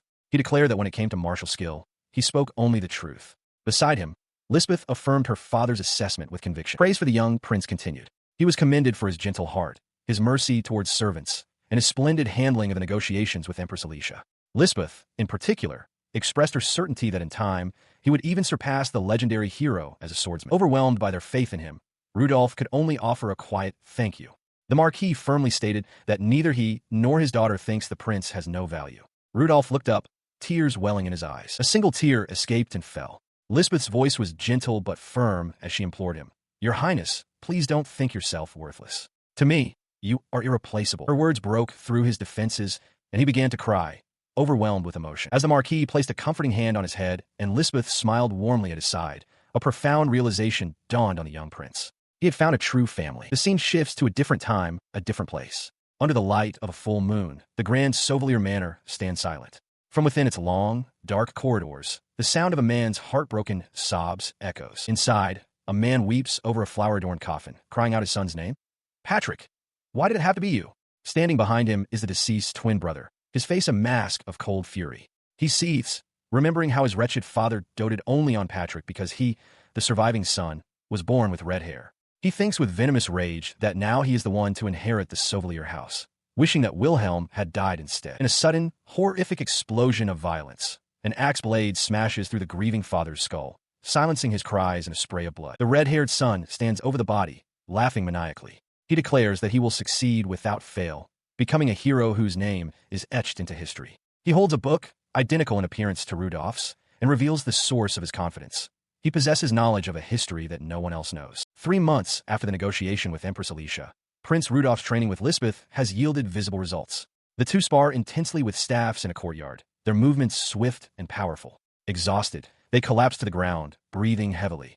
Rudolph admits that his newfound strength is thanks to her and her father's guidance. Their rest is interrupted by Maya, who congratulates them on their practice. She holds out an ornate, wax-sealed envelope, informing the prince that a letter has arrived for him. Rudolph is surprised to see that it is from Empress Alicia. As he opens it, Lisbeth asks what the Empress has written, guessing it concerns establishing friendly terms with Prince Frederick. Rudolph reads the contents and confirms her suspicion. The Imperial New Year's celebration will be hosted at the palace this week, and it seems he will finally meet his older brother. The event is to be held at the Grand Zodiac Palace, which stands illuminated against the night sky under a crescent moon. Inside, the main hall is a breathtaking sight of vaulted ceilings and towering pillars. Scores of nobles in their finest attire mingle and converse, filling the vast space with an air of anticipation. The attention of every guest turns towards the grand staircase, their faces alight with expectation for the proceedings to begin. From a high balcony overlooking the hall, Emperor Karl I Baldike raises a glass. He thanks the assembled nobility for their attendance and welcomes them to celebrate the dawn of a new year for the empire. He then announces his intention to introduce his beloved family, calling for a round of applause. As the crowd applauds, the imperial family begins their descent. First Empress Alicia walks with regal poise, followed closely by the second Empress, Katerina. Following them is the Emperor's beloved concubine, Beatrice, who apologizes flamboyantly for her tardiness. Her revealing gown and audacious presence cause a stir among the guests, who whisper disapprovingly about her vulgarity and how she tarnishes the royal family's dignity. The murmuring is abruptly silenced by the arrival of the final two figures. First Prince Frederick and second Prince Oscar make their entrance, their imposing presence commanding the immediate and total attention of the entire hall. He and his brother, second Prince Oscar, immediately became the center of the court's attention. Whispers circulated among the nobles, praising first Prince Frederick's charm and his top-of-the-class performance at the Imperial Academy. Others commented on Oscar's handsome features, speculating that his swordsmanship surpassed even Frederick's. The gossip also touched upon the absent third prince, Robin, whose engagement to the Anderson family was apparently cancelled, a development thought to be a heavy blow for his mother, Empress Alicia. As these whispers filled the hall, Prince Rudolph made his own entrance, arm in arm with Lisbeth Falkrantz, turning heads and sparking a new wave of commentary. Some nobles reacted with disdain, questioning why the daughter of the Falkrantz family would be with someone like him. Others, however, noted that the rumors were true. Since the assassination attempt, Rudolph had changed completely, becoming a person of real character. He overheard the most venomous of the comments, that it was disgraceful for the son of a prostitute to be part of the royal family. The words hung in the air, followed by the insinuation that now, with his growing power, there was no telling what he might do. The speculation among the nobles continued. They discussed rumors that Rudolf might be adopted by the Falkrantz family. Should that happen, they reasoned, he would lose any claim to the throne and the dignity of the imperial line would be preserved. This talk highlighted the central political question hanging over the court. Which side would Prince Rudolf take? His allegiance, whether to Prince Frederick's faction or Prince Oscar's, was seen as the deciding factor that would greatly shift the balance of power among the heirs. Rudolf, however, was not merely a passive subject of these rumors. He internally thanked his maid, Maya, for spreading them just as he had intended, even the more distasteful content. He leaned toward Lisbeth, quietly instructing her to pay close attention to his movements. Across the hall, Empress Alicia watched their every move with a sharp, calculating gaze. He knew the moment was right. With all eyes fixed on him, he anticipated that the next part of his plan should happen any second. Just then, a voice called out his name. Empress Alicia's intense stare never wavered. The voice belonged to second Prince Oscar. He approached the pair and offered congratulations on their engagement. Standing beside Rudolf, Lisbeth gave a slight curtsy and formally introduced herself as his fiancée, Lisbeth Falkrantz. His brother then extended an invitation, holding a glass of wine. He suggested they find a place to talk for a moment, remarking with a smile that Rudolf was certainly old enough to drink now. But Rudolf, with a cheerful expression, politely refused. He apologized to his brother, explaining that he had a prior engagement. At that very moment, Empress Alicia intervened, stating that Prince Frederick was waiting. She instructed Rudolf to follow her. Oscar was left standing alone, a flicker of surprise on his face, as the first Empress led Rudolf and Lisbeth away. He walked away from the confrontation, a small smile playing on his lips as he inwardly thanked his brother. Oscar's public invitation had been the perfect assist. The young prince reflected on the shocking turn of events. He, who had never been noticed by anyone, had been sought out by his own brother, only to refuse him in favor of a meeting with Frederick. The message to the watching nobles was unmistakable. Prince Rudolf had joined the first prince's faction. With each deliberate step, he felt closer to his goal. Once word of his new allegiance spread, his tarnished reputation would surely improve, bringing him that much closer to a peaceful life. His thoughts were interrupted by Lisbeth, who approached with a look of concern. She apologized, assuming he felt guilty for refusing Oscar. He quickly reassured her, explaining that Oscar's invitation was a purely political decision, and thus he had no reason to feel bad for his own calculated response. Meanwhile, on a balcony overlooking the Grand Hall, second Prince Oscar took a sip from his glass. He mused aloud to his companion. "You got turned down, huh, Oscar?" His mother, the second Empress Katerina, advised him not to be pessimistic. Oscar clarified that he wasn't. In fact, he found it best to think of Rudolf as a different person now. The old Rudolf would never have been capable of such a political response, and this newfound shrewdness only made Oscar want him on his side even more. His calm expression twisted into one of chilling, manic intensity. His true, terrifying ambitions surfaced in a silent vow.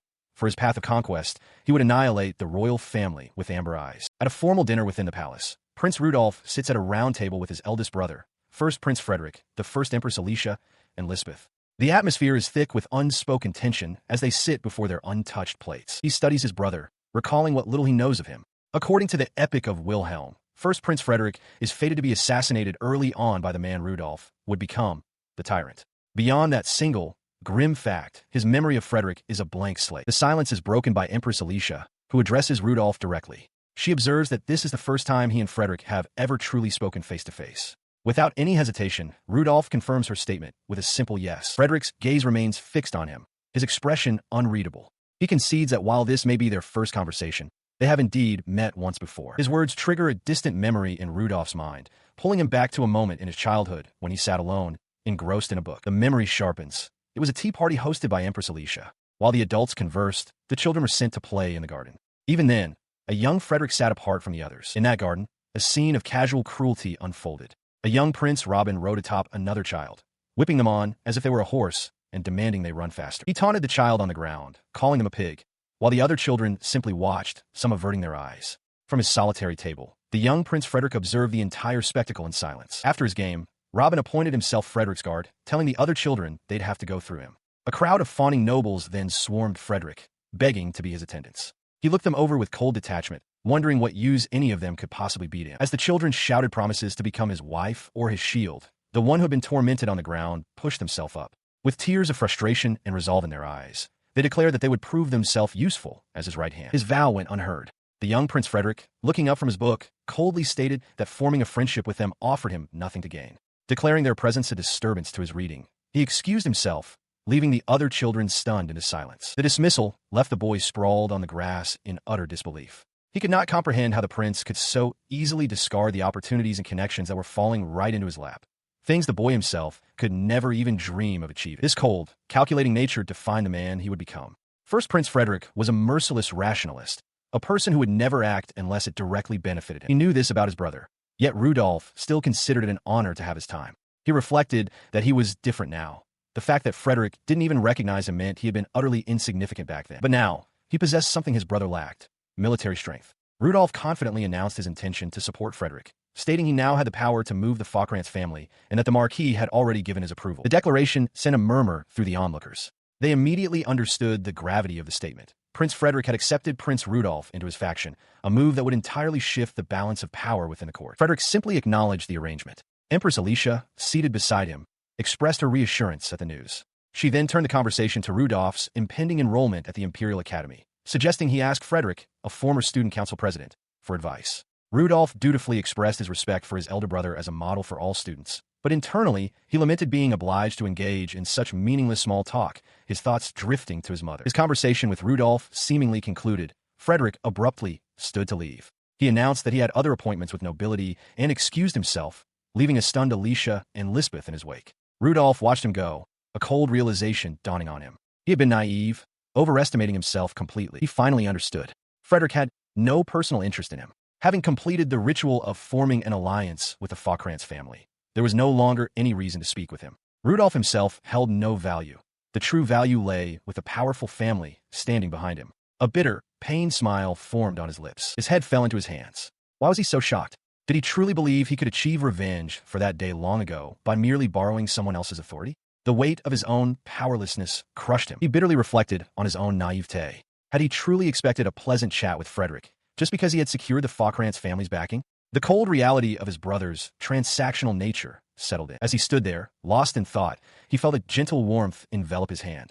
Lisbeth had taken it in hers, her gaze soft and reassuring as she promised him that she was there for him. Her quiet support brought a faint, genuine smile to his lips. He turned to her, his voice filled with gratitude as he thanked her. Their exchange did not go unnoticed. Empress Alicia approached, offering a hollow apology for Frederick's busyness. She dismissed the entire meeting as a mere charade, a ritual meant only to display power to the other nobles. The Empress's assessment was brutally accurate. Having fulfilled his purpose of securing the Fockrantz alliance, Frederick gave his younger brother no further thought, his expression distant as he departed. Just as she finished her cutting remarks, the Empress paused, as if remembering something. She called out to Rudolph, startling him from his thoughts. She declared that she felt the return he received was insufficient. Citing her own considerable power as the first Empress, she made a stunning offer. If he needed anything, he should feel free to ask, for from now on, they were allies. Rudolph could only stare, dumbfounded. He was taken aback by her proposition, admitting to himself that he had expected her to be a much stricter person. Cautiously, he accepted her offer, as the Empress smiled with satisfaction. Before he could fully process the offer, a wine glass flew past his head, shattering against a nearby surface with a sharp crack. He flinched violently, his eyes wide with shock. The source of the assault was Beatrice, stumbling forward in a drunken rage. As a servant rushed to intervene, Rudolph stared at the woman, his voice barely a whisper as he identified her, his mother.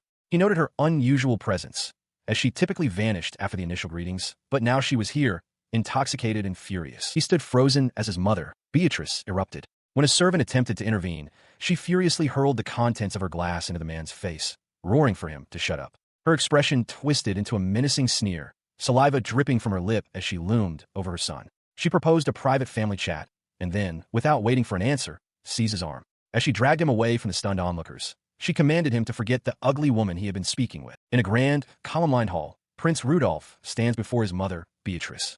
He appears hesitant as she approaches, asking if he has something to discuss, perhaps a private family chat. He turns away slightly, stating coolly that he has nothing in particular to discuss with her. He then questions why she isn't with the Emperor, as is her custom. Beatrice smiles, explaining that His Majesty is occupied with official duties, and more importantly, she wanted to see him. Without warning, she embraces him tightly from behind. Rudolph freezes, completely shocked by the sudden and unfamiliar gesture of affection. He violently shoves her away, demanding to know what she is doing. The thought flashes through his mind that never, not even once in his childhood, has she ever held him. Beatrice feigns a wounded expression, asking if he is going through a rebellious phase. She then begins to apologize, claiming she was desperate and couldn't give him the attention he deserved. Beatrice recounts her past, explaining she was born to a noble family with nothing but a title. After her parents mismanaged their assets and lost everything, she drifted through menial jobs until she was hired as a servant, where she caught the eye of the emperor. She continues, admitting she was not from a lineage suitable to be the emperor's official wife. Nevertheless, she clung to her position in the imperial house, and soon after, Rudolph was conceived. Her voice cracks with emotion as she insists everything was to give him a better life. She cries out that her fear of being cast aside by His Majesty was not for herself, but because she was terrified of Rudolph being left with nowhere to belong. The prince stares back, his eyes wide with disbelief. His shock hardens into cold resolve. Looking directly at his tearful mother, he states with chilling certainty, "That's a lie." He presses his accusation, demanding to know why she neglected him if her story was true. He reminds her that she always prioritized entertaining the emperor, treating Rudolph as a nuisance whenever he sought her help. He recalls her past words to him, that it was obvious she only had him so she could remain in the imperial family. With this painful memory resurfacing, he asks the question that has defined his existence. "Mother, why did you give birth to me?" Beatrice stands frozen, unable to answer. He stood his ground, answering his mother's unspoken question with a simple declaration, "I am myself." Beatrice let out a weary sigh, dismissing his words as a performance. She called him an insolent brat and wondered aloud who he could possibly take after. Before Beatrice could respond, another voice cut in. Lisbeth, the eldest daughter of House Falkrantz, approached them, pointing directly at Rudolph. She dismissed the rumors of him becoming her adopted son-in-law as some kind of mistake. Beatrice ignored the interruption, her focus locked on her son. She commanded him to think carefully, questioning if he understood what he owed the imperial family. She made the stakes clear. If he married into Lisbeth's family, he would be abandoning his title as a prince. The weight of her words struck Rudolph, his eyes widening in shock. His shock curdled into a raw, trembling anger. What did he owe the imperial family? The question echoed in his mind as a vision of his past self, small and ignored, surfaced. He internally screamed, questioning if she had any idea how much he had suffered because of his position. He forced himself to regain his composure, seeing his mother's true intentions with cold clarity. This woman, who clung so desperately to the imperial family, was not worried about him. She was only desperate to protect her own status, and for that, she needed him to remain a part of the royal lineage. This sudden understanding caused him to burst into laughter, a wild and unsettling sound that startled Beatrice. He saw it now. Without even realizing it, he had stumbled upon the perfect path. His laughter infuriated her. "What are you smiling about?" she demanded, raising her wine glass to throw it. But before she could, a hand gently but firmly intercepted her wrist, stopping the glass mid-air. It was Lisbeth. She formally introduced herself, and then sharply questioned Beatrice's actions toward her future husband. With a saccharine tone, she addressed Beatrice as mother-in-law, only to immediately retract it with scorn. Lisbeth condemned her for not even offering a greeting, declaring her upbringing had reared its ugly head. She then asked if this behavior was meant as a direct insult to House Falkrantz. Beatrice's face twisted in fury. The two women stood locked in a silent, charged confrontation. An almost palpable tension sparked in the air between them, their glares filled with open hostility. Rudolph stepped forward, placing a gentle hand on Lisbeth's shoulder to de-escalate the situation. He looked directly at his mother and stated that he owed her no explanation, adding that he had never once considered taking revenge. His motivation, he declared, was simple. He just wanted to be with the woman he loves. He watches as his mother, Beatrice, turns to leave, a small sense of satisfaction on her face. But her departure is a feint. With a furious cry of "Don't you dare!" she lunges towards Lisbeth, her hand outstretched like a claw. Before she can strike, a figure flashes in, blocking the attack with a resounding crack. The force of the interception shatters a wine glass. Shards and crimson liquid spray through the air, striking the intervening woman in the head. The surrounding guests gasp in shock at the sudden, violent outburst. As the woman stands firm, a wave of recognition ripples through the hall. It is Empress Alicia. Rudolph stares, bewildered, questioning why the first empress would defend him. Beatrice, however, glares at Alicia, her face a mask of contempt, seeing her as nothing more than a hopeless woman. Unfazed by her injury or Beatrice's glare, Empress Alicia speaks with cold authority. She states that Beatrice never fails to disgrace the imperial house whenever the emperor is away on official duties and commands her to return to her chambers at once. Beatrice is left speechless, trembling with silent fury. She clenches her jaw but offers a curt, "As you wish."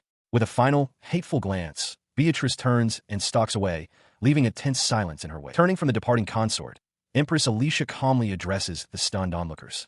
She apologizes for the disturbance and encourages everyone to continue with the New Year celebration. As the parties murmur resumes, Lisbeth quietly asks Rudolph what Beatrice whispered to him. He dismisses it as a buzzing bug, telling her to pay it no mind. His attention, however, is drawn to the Empress. He points out that she is bleeding, but Alicia dismisses it as nothing. She waves off his concern with a sigh, remarking that young people tend to exaggerate. But as she speaks, her expression shifts. "Prince Rudolph," she exclaims, noticing a cut on his own face. She realizes some of the glass shards must have flown his way and are now bleeding as well. His eyes widen slightly at the realization. The Empress, her voice sharp with urgency, immediately orders a nearby attendant to take him to the infirmary, warning that it would be terrible if the wound became infected. He sits quietly as Empress Alicia finishes wrapping a bandage around his head. She had ordered him to hold still, apologizing for the earlier incident before declaring the makeshift dressing complete. Now seated together on a sofa, he listens as the Empress advises both him and Lisbeth to be careful, warning that their wounds may swell later. Unable to comprehend her actions, Rudolph rises and questions her directly. He asks Empress Alicia why she would go so far as to defend someone like him. The Empress turns, her face hardening into a mask of cold fury.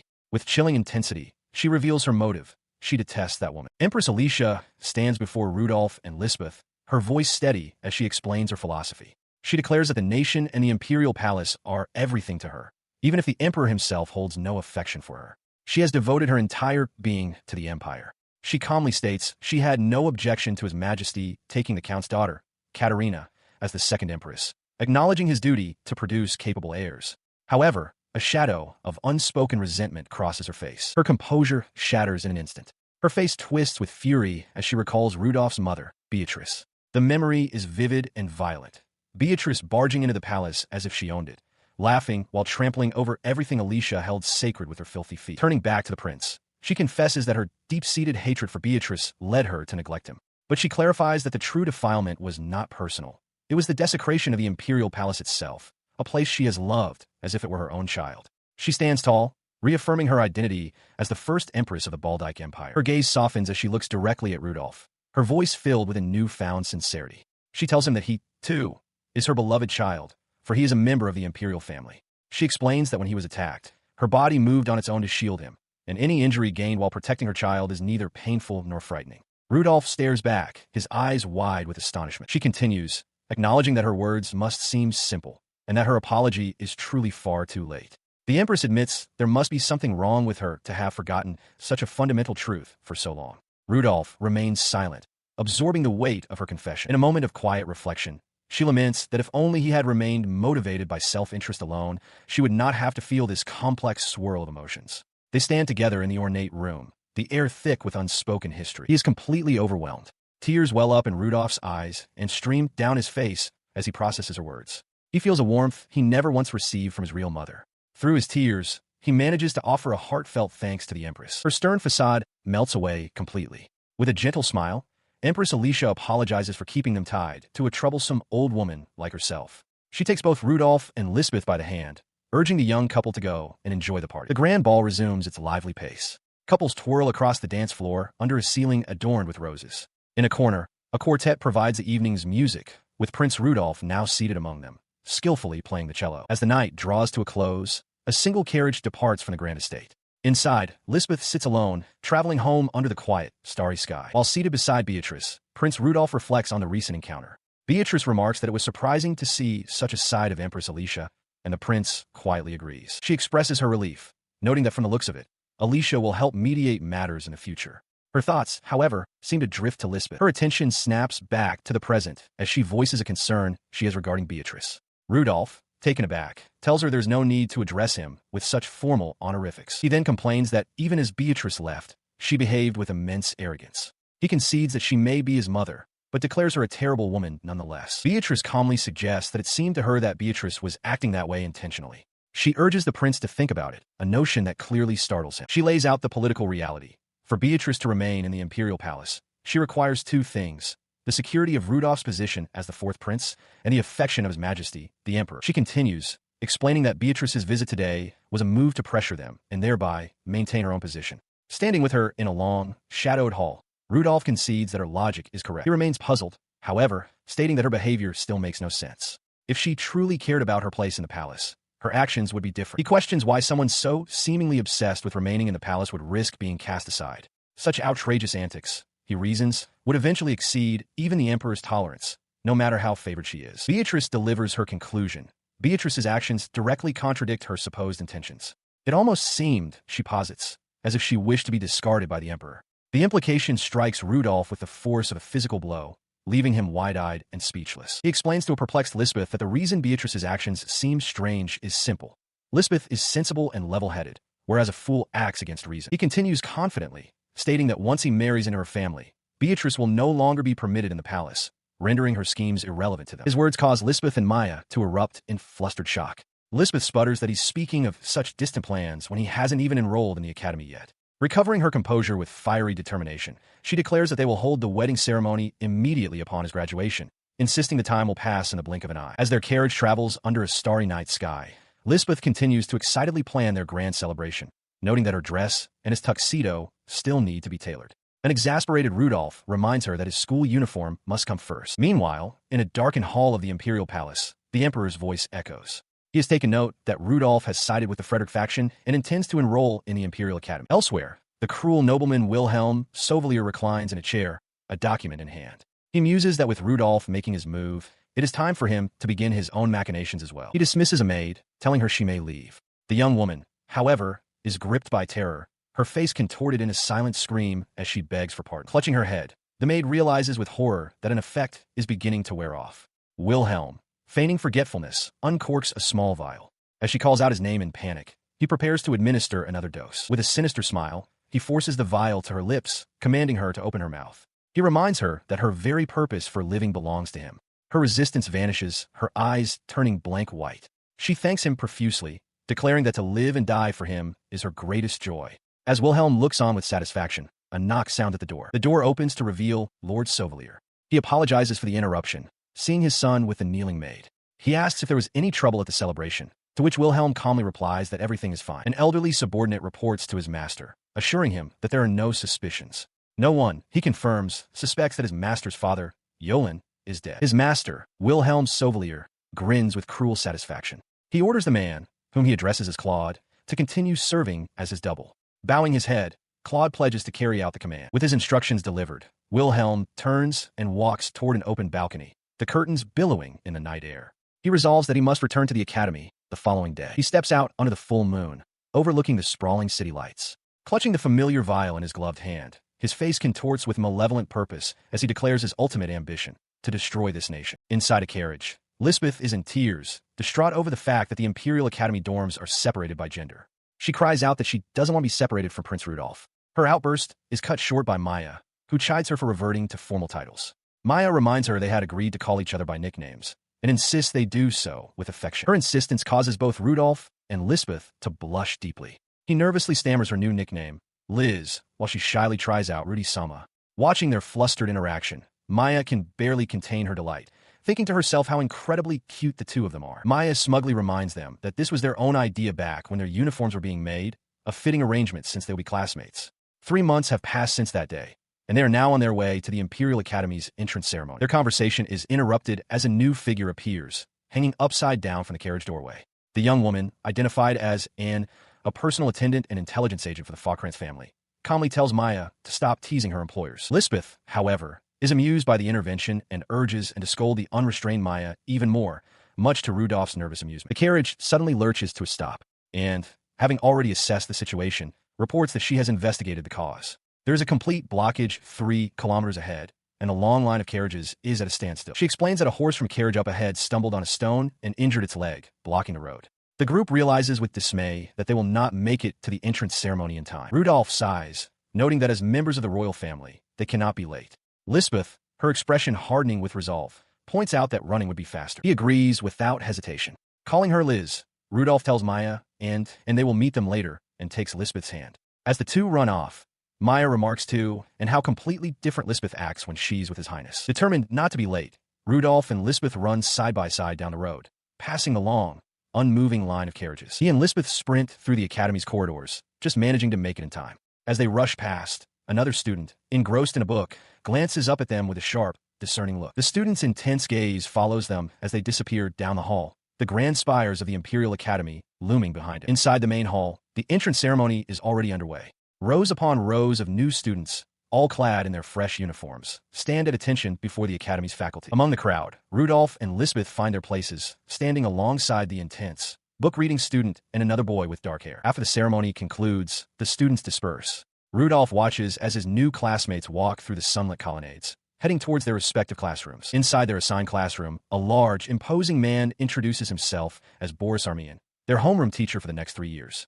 He announces that they will begin with introductions, one by one. As a girl introduces herself as April from the Svensson family, Lisbeth nervously whispers to Rudolph that she is not good at this sort of thing. The next student to stand is a cheerful, well-developed young woman. She introduces herself as Sheila, the eldest daughter of the Anderson Frontier Marquis family, and asks everyone to treat her well. Her charming demeanor immediately captivates several of the male students, who are audibly impressed by her beauty and physique. Her family name, Anderson, strikes a chord with Rudolph. He suddenly recalls that she is the former fiancée of his brother, Prince Robin. The realization causes a commotion among the other boys, prompting their teacher, Boris, to slam his hand on the desk and roar for them to stop making a fuss. His flustered reaction does not go unnoticed by Lisbeth, who leans in close. He stammers, trying to explain that he was only looking because he recognized her as Robin's former fiancée. But his explanation is cut short as the teacher calls for the next person. It is his turn. Taking a breath to compose himself, Rudolph stands and faces the class. With a steady voice, he introduces himself. I am Rudolph Furstballdijk. His classmates react with a mixture of surprise, curiosity, and scrutiny upon hearing the royal name. He had anticipated cold stares and a hostile reception from the entire class, but their reaction to his royal status was far more subdued than expected. The prince found this lack of animosity puzzling. His attention is then drawn to one particular student, Sheila, who gazes at him with an unabashed, blushing smile, her hands cupping her cheeks in open admiration. Before he can react, Lisbeth, seated beside him, rises to her feet. She begins her own introduction, announcing herself as the eldest daughter of the Faukrantz family. She continues with unwavering confidence, declaring that she is Lisbeth, the fiancée of Prince Rudolph. With a protective air, she informs the class that any opinions regarding the prince should be directed to her, leaving her classmates utterly stunned. Lisbeth's expression hardens into one of fierce determination, a clear warning to anyone who might challenge her claim. Nearby, Sheila's cheerful smile remains, seemingly unaffected by the tense declaration. Later, while walking through the academy grounds, Rudolph remarks on Sheila's daring nature, noting that she might be the first woman since Maya to be so unfazed by him. He admits a certain curiosity about her. Lisbeth, however, advises caution, reminding him that first impressions are vital and that it would be wiser not to attract too much attention. Their discussion is cut short as Sheila herself approaches them with boundless enthusiasm. She greets them warmly, exclaiming what an honor it is to be in the same class, and that she had been hoping for an opportunity to speak with them both. She promptly invites them for tea as a gesture of friendship. Lisbeth quickly interjects, stating that they must first unpack at their dormitories and pointedly asks if Lady Sheila must do the same. Ignoring Lisbeth's attempt to deflect, Rudolph addresses Sheila by name. Overjoyed that he remembered her, Sheila cries out in delight and impulsively grabs the prince's cheeks. Lisbeth stares, her expression a mixture of pure shock and rising fury. He firmly pushes her away, telling her to stop. He declares plainly that his heart belongs to Liz, and he has no intention of having tea with another woman. Rudolph accuses her of being far too deliberate, stating that her plotting is obvious and she will have to find someone else to target. He immediately seems to regret his outburst, covering his mouth as he realizes he might have said something embarrassing. Beside him, Lisbeth stands stiffly, her face flushed. Unperturbed by the rejection, Sheila simply turns and walks up the steps, calling back with a cheerful wave. See you again tomorrow. As she departs, however, her cheerful facade drops for a moment.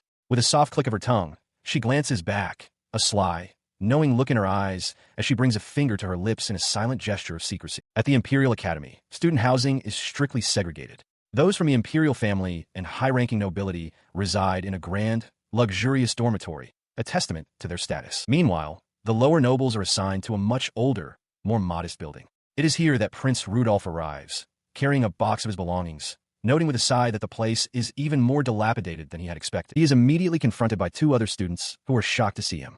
They question why Prince Rudolph is in this dormitory, pointing out the window towards the luxury dorm where all members of the imperial family are supposed to stay. Rudolph simply replies that he decided to stay here. He smiles faintly, thinking to himself that, as expected, he isn't welcome. The true reason for his choice, however, is strategic. This location is closer to the academy, and therefore closer to his brothers, Robin and Wilhelm. His new classmates mock his decision, dramatically lamenting the dorm's conditions, creaking floors, shabby beds, and terrible meals. They ask if he can really endure such a life, finding the mere thought of it depressing. As they gesture wildly, Rudolph calmly notices a spider on the floor nearby. Their bravado vanishes in an instant. The sight of the bug sends the two boys, along with a third student wearing glasses, into a screaming panic. They wail in terror, realizing that in this dorm, where servants are forbidden, they are expected to handle such pests themselves, a task they are utterly failing. While they recoil in fear, Rudolph calmly approaches the spider, cups it in his hands, and releases it out a nearby window. The other students stare in disbelief. He explains that since he was a regular villager before his reincarnation, he's quite used to bugs. Their terror immediately transforms into desperate pleading.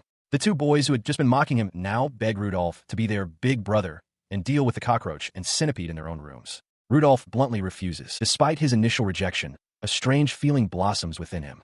Having never been relied upon by anyone before, Prince Rudolph finds he cannot suppress a wave of happiness. He relents, blushing slightly as he agrees to help them after he finishes unpacking. As he heads to his room, the boys cheer their gratitude, repeatedly calling out, "Thanks, big brother."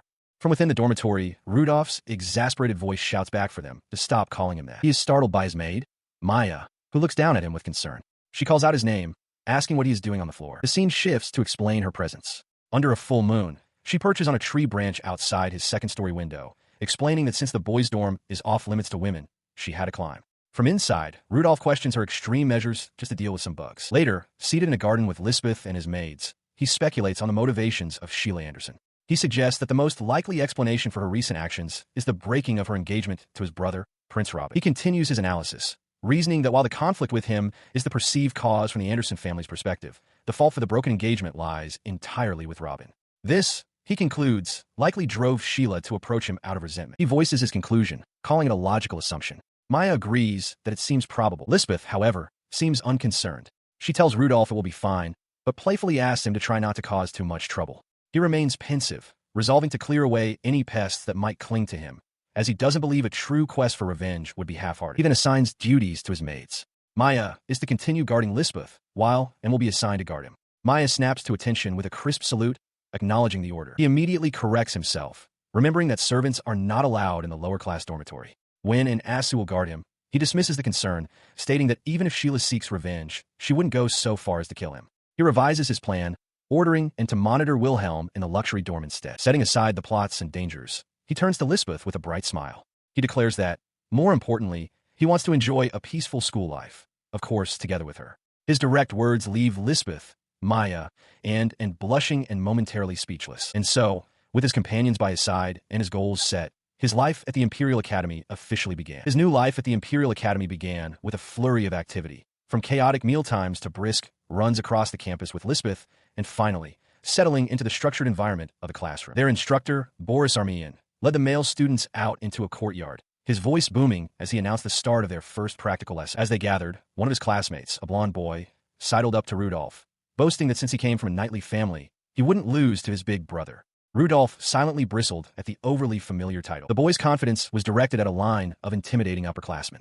The instructor explained that the first years would have a match against them, warning that there would be a significant gap in skill. His bravado vanished instantly, replaced by a face contorted in terror. Rudolph understood the purpose of the lesson, to put arrogant first years in their place by observing real swordsmanship against a formidable opponent. He was still processing this when a familiar voice called his name. Turning, Rudolph saw his opponent was none other than second Prince Oscar, who greeted him with a smile, congratulating him on his enrollment and asking him to go easy. His opponent's identity sent a murmur through the other students. Oscar was known as the best swordsman in the academy, skilled with a heavy sword. Rudolph, recalling his own year of training with Marquis Faucrance, accepted the handshake, ready to test the limits of his own blade in a duel. Meanwhile, in a separate part of the academy, the girls' practical lesson began. The curriculum was strictly divided. While the boys practiced swordsmanship, the girls were instructed to take up sewing and embroider the provided patterns. This arrangement left Lisbeth utterly dejected. She lamented being separated from Rudolph, and worse, being forced to do sewing, a skill she was particularly bad at. As she lamented her situation, a cheerful voice asked if the seat next to her was taken. It was Sheila Anderson. Lisbeth eyed the girl warily, granting permission but thinking to herself, this woman. As she sits at the sewing table, Sheila Anderson leans in, a cheerful smile on her face. She remarks on how close Lisbeth and Prince Rudolph seem, feigning jealousy and wishing aloud for a wonderful fiancé of her own. Her eyes then fall upon the handkerchief Lisbeth is embroidering, and she sweetly asks if it's a gift for the prince. The seemingly innocent question hangs in the air, but Lisbeth's mind races. She understands now. Sheila's target for revenge isn't Rudolph. As Sheila's cheerful facade melts away into a chilling, shadowed grin, she leans closer. Do you know why I don't have a wonderful fiancé, Lisbeth-sama? She asks, her voice dripping with malice. The horrifying realization strikes Lisbeth like a physical blow. The resentment is directed at her. While sitting with Sheila, Lisbeth comes to a sudden realization. The recent attack wasn't aimed at Rudolph, but at her. She reasons that even with the engagement called off, it would be natural for Prince Robin to hold a grudge. Seeing her troubled expression, Sheila playfully tells her not to make such a face. She dismisses it as a little joke, assuring Lisbeth that she feels nothing at all for Prince Robin. If anything, she feels the opposite. In fact, Sheila confesses that she is grateful the engagement was broken off, leaving Lisbeth momentarily speechless. She explains that, as the head of the Anderson family, Her top priority is protecting the western border, a vital hub for the Empire's trade and defense. Because of this duty, she never felt any particular need to marry into the imperial family. Her experience with Prince Robin only solidified this feeling. She recalls him as a crude, violent, and incompetent man who carried himself as if he owned the world. During their dinner, he spent the entire time looking down on her and her family, the Margrave Anderson. The memory continues with Robin's lecherous comments and his arrogant declaration that he would take her as his bride, despite her being a country brat. Back in the present, Lisbeth shudders with disgust. Sheila notes the irony of being called country bumpkins by the imperial family when it is her own family defending the border. She then admits with a small smile that when she heard Prince Robin had been beaten to a pulp, she felt a tiny bit of satisfaction. Having shared her story, Sheila turns to her new friend and offers a simple, heartfelt thank you. Lisbeth blushes slightly at the gesture. In the background, a sparring match concludes with a victory for a second-year student named Elliot. The call for the next match rings out. The instructor, Boris Armian, summons the next pair to the training grounds. First-year Rudolph and second-year Oscar. Rudolph appears focused, while his older brother Oscar approaches with a calm smile. Facing each other with practice swords, Oscar remarks that they never had a chance to speak at the New Year's party. He then reveals that he has been wanting to cross swords with Rudolph for a long time. He apologized to his brother for turning down a previous invitation, but Oscar waved it off, noting that Rudolph was joining their other brother's faction anyway. With the formalities concluded, the sparring match began. Oscar lunged forward, his practice sword held high for a powerful downward strike. Rudolph instantly analyzed the attack. He recognized the shallow step as a feint and prepared to close the distance. But just as he anticipated, Oscar pulled back, testing his reaction. As their blades met, Oscar commented on Rudolph's clean and straightforward swordsmanship, correctly deducing that he had trained under Marquis Faucrance. He noted that Rudolph had likely only ever sparred against stronger opponents, and was impressed to see his younger brother pressing the offensive rather than simply defending. Watching from the sidelines, other students were stunned. They murmured in disbelief that Rudolph was actually holding his own against the strongest student in the entire academy. From a window high above the training grounds, Sheila Anderson watched the duel unfold. Beside her, Lisbeth sat calmly working on some embroidery. Sheila turned to her, asking if she wasn't worried that Rudolph was fighting Prince Oscar. Lisbeth simply replied that she was. She continued with unwavering confidence, stating that Lord Rudy was not the type to lose.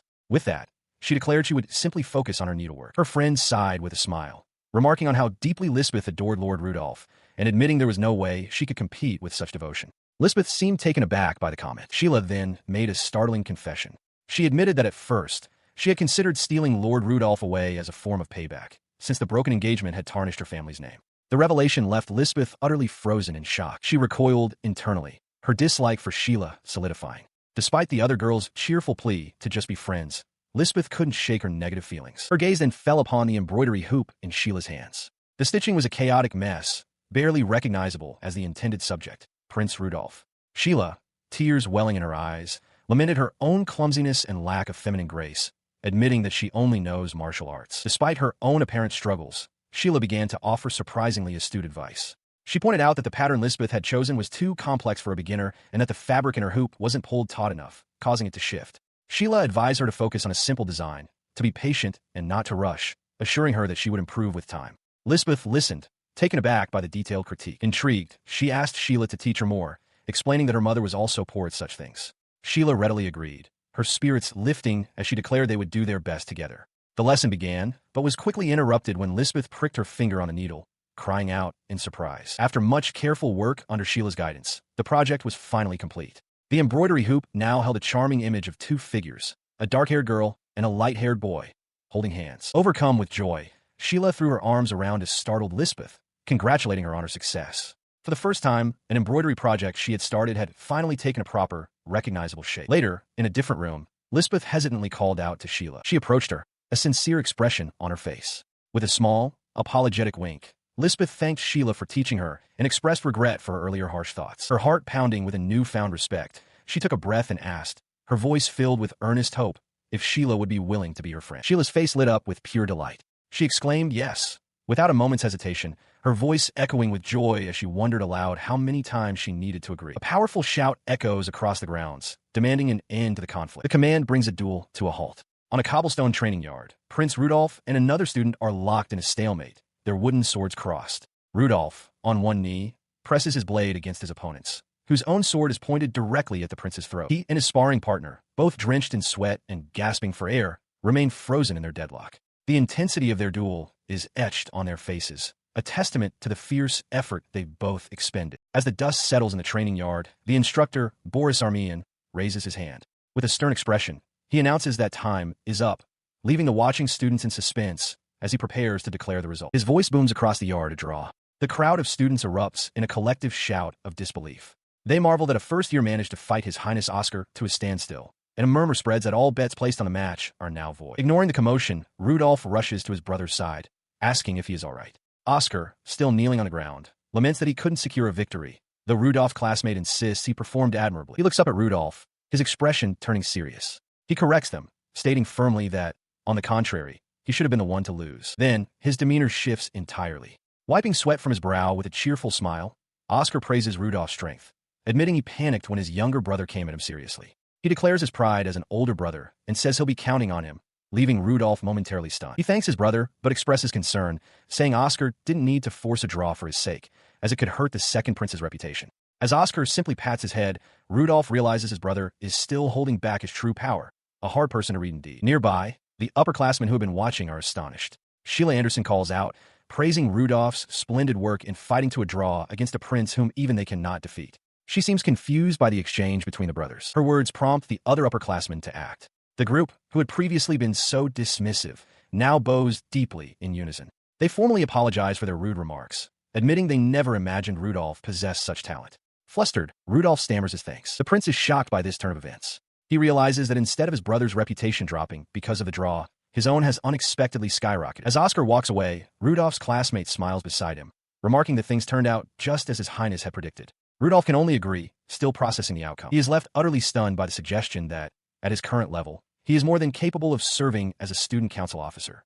The proposition echoes through the grand hall, leaving Rudolph wide-eyed and speechless with disbelief. Following this, he finds himself in the student council room, where the members welcome him warmly. The president, a dark-haired boy, casually tells him not to sit on the desk. Internally, Rudolph despairs. He had wanted to stay away from the student council to avoid attention and trouble, but found he couldn't turn them down. He resolves to simply observe for now. One of the members, a girl with glasses, reassures him that joining isn't mandatory, but they're happy he did. The president then explains that, by tradition, the student council president is always a member of the imperial family. Building on this, an energetic, spiky-haired boy cheerfully declares that next year, Rudolph will be the president, much to the prince's renewed shock. The spiky-haired boy tells him not to be so tense, then loudly questions if it's truly acceptable for a filthy pig to be in such a prestigious council. Rudolph silently agrees with the sentiment. The president then casually remarks that Prince Robin isn't present because he isn't exactly model student material. However, the same boy immediately reverses his position, declaring that no one would oppose Rudolph's membership. He reasons that not only has the prince's behavior improved, but he has also proven himself strong enough to draw with Lord Oscar. Despite this, Rudolph remains unconvinced, muttering that he still can't join. The president notices his hesitation and asks if something is wrong. In his mind, Rudolph curses his brother, realizing that the duel was a sneaky tactic by Oscar to box him into this very situation. Sensing the true source of his worry, the president leans in close. He whispers that he understands Rudolph's concern. Since Rudolph joined Prince Frederick's faction, working happily with Oscar on the council would look bad. He then reveals an unspoken rule. Faction disputes are never brought into student council business. With the political concerns addressed, the president moves on to proper introductions. The boisterous student announces himself as Derek McGregor from General Affairs, while the composed girl with glasses introduces herself as Crystal Svensson, the treasurer. Now seated, Rudolph asks about the vice president's whereabouts. He thinks to himself that he only wanted to make a brief appearance before returning to the classroom where Liz is waiting. Crystal explains that the vice president's class is running late, but he should arrive soon. At that moment, the door slides open with a sharp sound. A young man with reddish-brown hair and a piercing gaze enters, carrying a briefcase and papers. As a scroll case clatters to the floor, Rudolph's eyes widen in shocked recognition. The newcomer returns his stare with equal, cold intensity. He stood frozen as the student council president turned from the newcomer to address Crystal with an apology before offering to introduce the late arrival to Rudolph. Crystal, however, spoke first, lightly scolding the rival for his tardiness. Rudolph's mind raced, his shock evident as he silently questioned why someone named Wilhelm was present. The formal introduction then came from Crystal, who presented the rival as the council's vice president, Lord Wilhelm von Svallier. A younger, dark-haired member chimed in with a grin, elaborating that Wilhelm was the heir to the prestigious House Svallier, a ducal family whose power was second only to the imperial line. The other council members looked on with cheerful approval, officially welcoming their esteemed colleague. Within the grand halls of the Imperial Academy, the newly assembled student council gathers. The president addresses the group with a confident smile, declaring that as the heart of the empire, the Academy's standards will be upheld.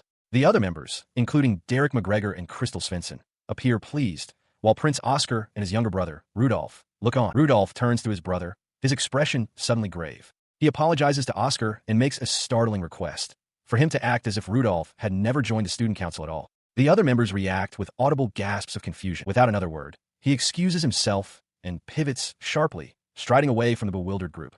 As the others wonder aloud what just happened, a concerned Oscar calls out for his brother to wait. He pursues Rudolph down a long, stone corridor, demanding to know what he is planning. Rudolph stops by a large window, arms crossed, waiting for his brother to catch up. Catching his breath, Oscar asks what is going on and if something has happened between Rudolph and someone else. Rudolph's face darkens as he explains that there is one person he can never get along with, a man he considers to be on the same dangerous level as their brother, Robin. He reveals what he knows from the future recorded in the War Chronicle. In that timeline, Wilhelm pretended to be Rudolph to get close to Liz, toying with her feelings. For that betrayal alone, Rudolph feels he deserves 1,000 deaths. He recalls that Wilhelm and Liz became lovers, and after Wilhelm rose to become emperor, he stole Liz away completely. His thoughts focus intensely on the current Wilhelm von Svallier. He reasons that even if the exact history has changed, the overall development will likely be the same. In this new reality, he finds Wilhelm completely unreadable, his true intentions a mystery. He continues his internal monologue, certain that this Wilhelm is nothing like the great hero from the Chronicle. More than anything, he senses an overflowing hostility in Wilhelm's eyes directed squarely at him. He concludes it would not be strange if Wilhelm were already plotting his assassination. Bringing his focus back to the present, Rudolph looks his brother in the eye. He states with absolute clarity that Wilhelm is the one person Oscar must never, under any circumstances, let his guard down around. With his warning delivered, Rudolph excuses himself and walks away. Oscar is left standing alone, a bead of sweat tracing a path down his temple. He watches his brother depart, wondering with deep concern what is truly going on with him and Wilhelm. He watched as his younger brother walked away, the ultimatum echoing in the grand hallway. Rudolph's voice was firm, stating that if Oscar truly wanted his help, he had to understand one thing. He must cut all ties with Wilhelm. He continued down the long, sunlit corridor, leaving his brother to contemplate the choice he had just been given. The decision, Rudolph thought, was now entirely up to Oscar. Elsewhere, Rudolph's arrival was met with an enthusiastic greeting. Sheila Anderson, sitting with Lisbeth and another young noblewoman, called out to him, pointing out that he was late. He stopped, his expression hardening with annoyance. He questioned why Sheila was with Lisbeth, his tone sharp. Sheila, feigning offense, asked why he sounded so disgusted. He watched with suspicion, wondering if Sheila was planning something. She cheerfully announced that the nuisance would now be leaving and waved goodbye. Meanwhile, Lisbeth and her other friend tried to get Sheila to properly address the prince, but she simply brushed them off. His confusion grew as he watched them go, leaving him alone with Lisbeth. He couldn't help but wonder how the two of them had gotten so close. Lisbeth, looking down shyly, seemed unsure of what to say. His attention was then drawn to the object she held out to him. It was a handkerchief, beautifully embroidered with small figures of the two of them. He realized it was a practical exercise for her embroidery class. Lisbeth shyly thanked him for his praise, confirming that it was indeed super cute. He looked up from the gift, meeting her gaze. She asked if he remembered their first meeting, noting that it had been almost a year since they were reunited. She recounted the memory, her eyes glistening. Back then, when she had suddenly burst into tears, he had immediately held out his handkerchief to her without any hesitation. She explained that this was her way of returning that handkerchief. Even though others mocked his past and called him the Tyrant Prince, she was sure in that moment that his kindness hadn't changed. With a warm smile, she told Lord Rudy that while their academy life had just begun, she hoped they could continue to get along. Overwhelmed by Lisbeth's kindness, Rudolph burst into tears, his face flushed and streaked with emotion. An onlooker expresses alarm, shouting out to Lord Rudy and asking if he is all right, noting with concern that he seems to be leaking every bodily fluid. This display of emotion has a profound effect on Sheila, who watches with a blissful, teary-eyed expression, drool trickling from her mouth. Internally, she thinks that the sight of them is simply too precious to bear. Her intense reaction stemmed from a particular passion. Sheila was a hardcore shipper, an enthusiast who imagined romantic pairings. She was even known to write fan fiction about real people, and she fervently supported the idea of Lady Lisbeth and Lord Rudolph getting together. Following that emotional exchange, time passed. 2 weeks later, life at the academy had settled into a peaceful rhythm for Rudolph. He reflected on his quiet days, noting that there had been no further attempts to recruit him into the student council. He continued to muse on the changes as he walked the academy grounds with Lisbeth and Wilhelm. His reputation had clearly improved thanks to his performance in the practical exam, to the point where even his classmates had started greeting him lately. Beyond his own social standing, he was also pleased by another development. He was surprised, but happy, that Lisbeth had somehow managed to become good friends with Lady Sheila. Their friendship, however, came with a peculiar intensity on Sheila's part that sometimes gave him pause. He found it bothersome how Sheila would stare at Lisbeth with such burning eyes, silently urging him to just hug her already. Despite these small oddities, a genuine smile spread across his face as he walked with his friends. For the first time, he realized that school was truly fun. This newfound joy was often found in simple moments, like walking through the sunlit halls of the academy with Lisbeth by his side. His newfound peace was abruptly shattered. Before him, the faces of his classmates, Wilhelm, Sheila, and others, twisted in expressions of pure shock. Even Lisbeth, standing nearby, was visibly startled by the sudden turn of events. A tremendous, jarring thud echoed through the hall, causing the entire student body to flinch. Seated on the benches, they all whipped their heads toward the source of the sound, their faces a mixture of alarm and confusion. A single thought hung in the air. When the world was happening. A crudely written notice is posted for all to see. It makes a bold accusation.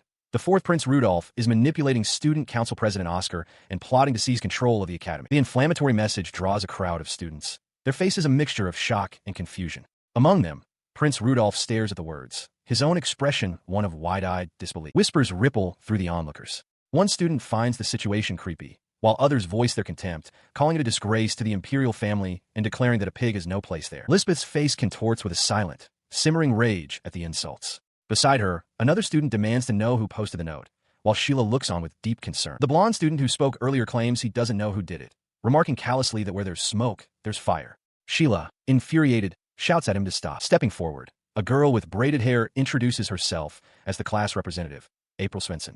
She pleads for everyone to calm down, assuring them that she is just as confused by the disrespectful note and refuses to even touch it. Her expression hardens with resolve. April declares her belief that no one in their class would do such a thing, and more importantly, that bullying will never be allowed. With that, she reaches up to tear the notice down. Later, Rudolph quietly thanks Lisbeth for her support. She dismisses it, saying it was nothing. In the background, their teacher, Boris Armian, laughs heartily, apologizing to another student for working him too hard. He enters the classroom to an unnerving silence. All of his classmates are standing by their desks. As he walks to his seat, he wonders why everyone is standing when class is about to start. Rudolph sits down alone, his head bowed under the weight of their collective judgment. The silent, standing figures create a wall around him, a clear and deliberate act of ostracism. He sits with Lisbeth and Sheila in the academy's grand dining hall, where the air is thick with gossip. Sheila explains that the incident began about 3 days ago, confirming the rumors her classmates are whispering about. She recounts a tense confrontation in front of the student council room between second Prince Oscar and Wilhelm von Svallier. According to her, Oscar accused Wilhelm directly, shouting his name and questioning if he was planning to set him up. Faced with the prince's ultimatum, Wilhelm understood the gravity of the situation. If he did not yield, he would be expelled from the student council. In response, Prince Oscar turned his back, declaring their association finished. He announced his intention to support Rudolph and the entire academy, effectively severing all ties with Wilhelm. Sheila finishes her account of the confrontation. The memory of it clearly still stings Wilhelm, who internally sees that nothing good ever comes from those with amber eyes, reaffirming to himself that Rudolph is the only one he can trust. He finds the story difficult to accept. For the famously stoic Prince Oscar to show such emotion was unusual. He wonders what could have happened to make him so furious, and how the malicious flyer appeared immediately afterward. As he mulls this over, Sheila interrupts with a knowing smile, suggesting there's more to the story. Surprised by her detailed knowledge, Rudolph asks how she knows so much. She winks playfully, explaining that as a lady of House Antesian, she has her own information network. She adds with a giggle that she finds the dynamic between Rudolph and Lisbeth quite cute. With a confident finger pointed upward, she reveals her conclusion. The culprit behind the flyer is most likely the student council treasurer, Miss Crystal Svensson. She elaborates that Crystal is in love with Wilhelm. If he were to leave the student council, she would be the one to take the biggest hit. Lisbeth chimes in, recalling that Crystal did call him Sir Vil, an affectionate nickname. Rudolph listens, processing this new, crucial piece of the puzzle. Sheila Anderson continued her explanation, noting that the rumor was spreading so effectively because its subject, Wilhelm von Svallier, is incredibly popular with the female students. He processed this, a bead of sweat forming on his temple as he realized that the girls who admired Wilhelm had likely banded together to spread the malicious flyer. Sheila then revealed a critical connection, asking if they knew that their own class representative, April, was actually the sister of student council member Crystal Svensson. Both Rudolph and Lisbeth reacted with shock. The pieces clicked into place for Rudolph. He surmised that April must have written the flyer at her older sister's request. Sheila confirmed his suspicion, stating that they were indeed sisters from the Svensson Count family. She elaborated further, explaining how April had feigned innocence, claiming her sister had told her that Rudolph and Wilhelm didn't get along. By doing so, she casually boosted the flyer's credibility, an act Sheila described as masterful acting. Lisbeth clenched her fists in anger at the deception. Rudolph, however, was puzzled as to why the male students would also believe the rumors. Sheila supplied 2 simple reasons: jealousy and peer pressure. His mind reeled, trying to comprehend the complex web of social dynamics at play. Sheila explained that since Rudolph already had a bad reputation as a tyrant prince, students felt there would be no punishment for joining in on a group effort to ostracize him. She added that many were secretly jealous of his high praise in swordsmanship and his close friendship with Lisbeth. The explanation still didn't sit right with him. He found it difficult to accept that this was truly how the student body operated. Later, Rudolph arrived at the student council room, where Prince Oscar greeted him warmly. Before Oscar could finish his invitation, Rudolph cut straight to the point, asking his brother directly if it was true he intended to expel Wilhelm. He pressed further, questioning if something had happened between the two of them, but Oscar casually dismissed it as nothing more than a scratch while continuing his paperwork. He stood stunned as Prince Oscar, without looking up from his letter, dismissed the matter, stating he would contact Wilhelm properly later. Internally, Rudolph decided it was best to simply nod along for the moment, though his mind raced with the implications. He understood the gravity of the situation, but still, the thought of the student council's vice president simply disappearing was difficult to accept. The prince's justification for his stance became clearer. He had explained to Crystal Svensson that Wilhelm had long been problematic due to his behavior and comments. Oscar claimed he would rather not elaborate, as it would feel like mere slander, but his meaning was clear. Crystal, taking in his words, hesitantly agreed to think about the matter. Oscar's true purpose was then revealed.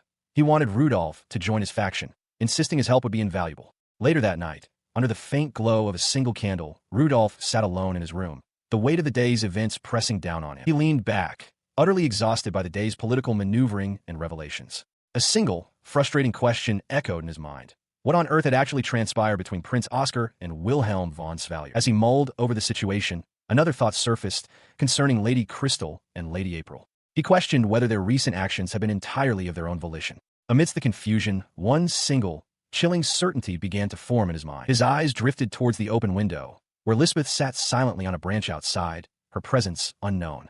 The final piece of his realization clicked into place. He knew, with absolute conviction, that somewhere nearby, there was a traitor. From the darkness outside, the maid Maya watches Prince Rudolph standing alone in his room. A heavy thought occupies the prince's mind. There's a traitor somewhere very close by. His expression is grim, his gaze fixed as he considers the potential danger. The realization is a sharp, metallic clang in his thoughts. A knock sounds at the door. Rudolph turns from his thoughts and calmly invites the visitor to enter. The door opens to reveal Maya. Rudolph directly asks if she understands the reason he summoned her. Looking down with a blush, Maya admits that she is a helpless, simple girl and does not know. Her mind, however, leaps to a wild conclusion. She is flustered, thinking how bold the prince is to summon her to the boys' dormitory, a place forbidden to women, especially when he already has a fiancée. Rudolph, completely baffled by her reaction, exclaims, asking what on earth she is talking about.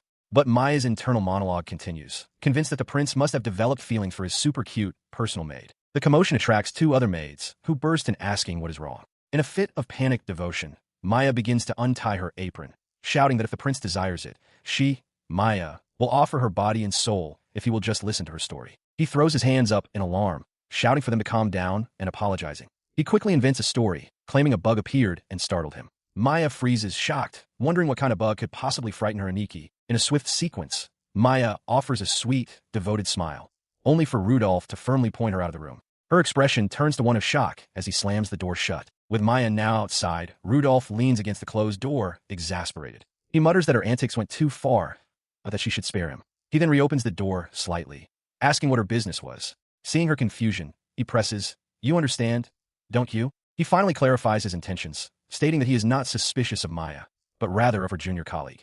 And Maya is visibly stunned by the accusation. Rudolph's expression hardens as he recalls assigning and to guard Lisbeth on the day of the entrance ceremony, admitting that he is now monitoring her as a potential traitor. Following this revelation, he asks Maya if she has received any reports from Anne. Maya confirms that she gets regular updates, but insists there has been nothing of note to share. Rudolph counters, explaining that this very lack of significant information is what he finds so strange. He elaborates on the situation, revealing that Wilhelm von Svallier has been dismissed from the student council after falling out with second Prince Oscar. More troubling, he adds, is that a rumor is spreading throughout the academy that he, Rudolph, is the cause of their conflict. He continues, mentioning that Sheila Anderson was the one who told him, and that she seems to have her own capable informant. As he speaks, Maya's expression shifts to one of deep concern. Rudolph presses his point, declaring it unthinkable that Anne, a trained intelligence agent for the Falkrantz family, would miss information that Sheila's source managed to uncover. He challenges Maya, asking if she would truly recommend an incompetent subordinate to guard him or Lisbeth, leaving her momentarily speechless. His mind races, focusing on the crucial intelligence he truly desires, the reason for the falling out between Wilhelm and Prince Oscar. He internally concedes that both are well guarded, making the information difficult to obtain, and resolves not to blame Maya if she fails to acquire it. He reasons that the public facts of the dispute and Wilhelm's dismissal are easily discoverable. It is not the kind of information that should have been omitted from a report. Concluding that Anne's behavior is deeply unnatural, his suspicion extends to Maya herself. He decides to test her, asking for her opinion on the matter while watching her intently. He believes her response will reveal everything. The weight of the implication that she too could be a traitor sends a look of sheer terror across Maya's face. Internally, Maya's first instinct is rage. She thinks of Anne, vowing that she would never forgive such a betrayal and would personally deliver justice with her own hands. This simple, direct anger registers as a low probability of her being a traitor. A second, more calculated thought process follows. She considers defending and acknowledging that while the situation is suspicious, there might be circumstances that led to a gap in surveillance. This line of reasoning, however, would significantly increase the perceived possibility of her being a traitor. She internally dismisses one option, to cheerfully tell Prince Rudolph he is overthinking things and that mistakes happen.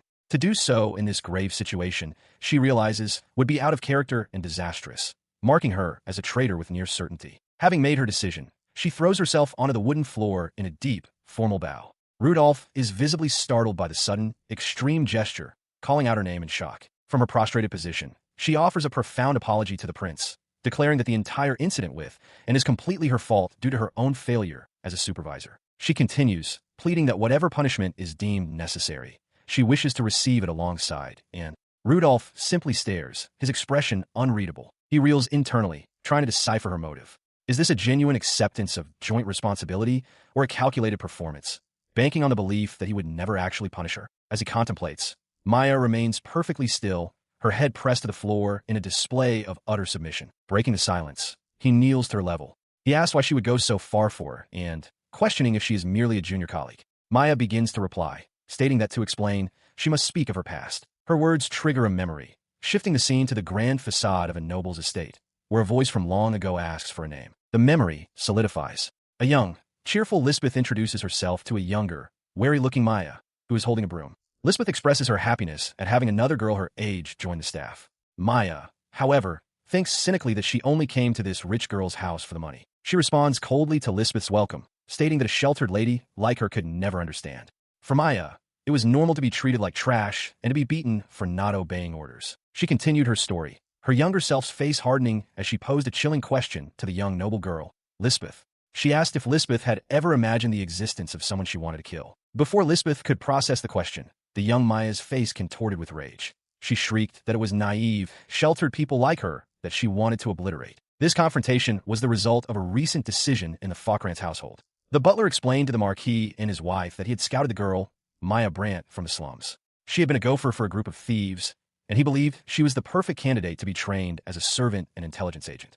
Mrs. Falkrantz seemed pleased, hoping she would become a good companion for Lisbeth. The butler, however, privately expressed his grave concerns to the Marquis. He warned that bringing a common thief with such rebellious eyes so close to Lady Lisbeth was dangerous. The Marquis, however, dismissed his worries, stating it would be fine. His fears were not unfounded. In the garden, Maya's fury manifested physically as she twisted Lisbeth's arm, causing the noble girl to cry out in pain and shock at the smaller girl's strength. For Maya, it was a desperate act. She refused to lose to violence again after all she had suffered. Pinned to the ground, Lisbeth looked up at her attacker, and a realization dawned. She understood that Maya, too, must desperately want to avoid feeling the humiliation of being powerless. Instead of fear, Lisbeth responded with a radiant smile. She told Maya that she must only know violence as a way to protect her heart. She proposed they acquire strength together, a strength to protect, and then, holding out her hand, she asked Maya to be her friend. Her parents, watching from a distance, were utterly baffled. The Marquis could only remark on his daughter's approach being either incredibly heroic or simply foolish. Lisbeth's extraordinary offer succeeded. The two girls became inseparable, holding hands in the garden, sharing a bath, and even sleeping side by side, a true friendship blossoming from a violent first encounter. Finishing her tale in the present, Maya explained to Prince Rudolph the significance of that day. Lisbeth hadn't pitted her, nor did she care about their difference in status. She simply offered to be her friend, as an equal. He listened as Maya finished her explanation. For someone like her, who had only known the twisted, self-serving relationships of the slums, Lisbeth's gesture was the first true warmth she had ever felt. With a faint blush and a soft smile, Maya recalled how happy it made her, stating that Lisbeth had truly saved her. She then explains that, following this, She went to the head butler to begin her formal education as a servant. Her training, however, was twofold. While she learned the duties of a servant, she was also trained to be an intelligence agent, a dual role symbolized by the glint of a sharpened blade. As a result, Maya declares that she acquired the strength to protect what is precious to her. In a flash, she tosses an apple into the air and, with a swift motion of her knife, carves it into a decorative flower before it lands perfectly on a plate. The display of deadly precision leaves Rudolph utterly stunned, his mouth agape in disbelief.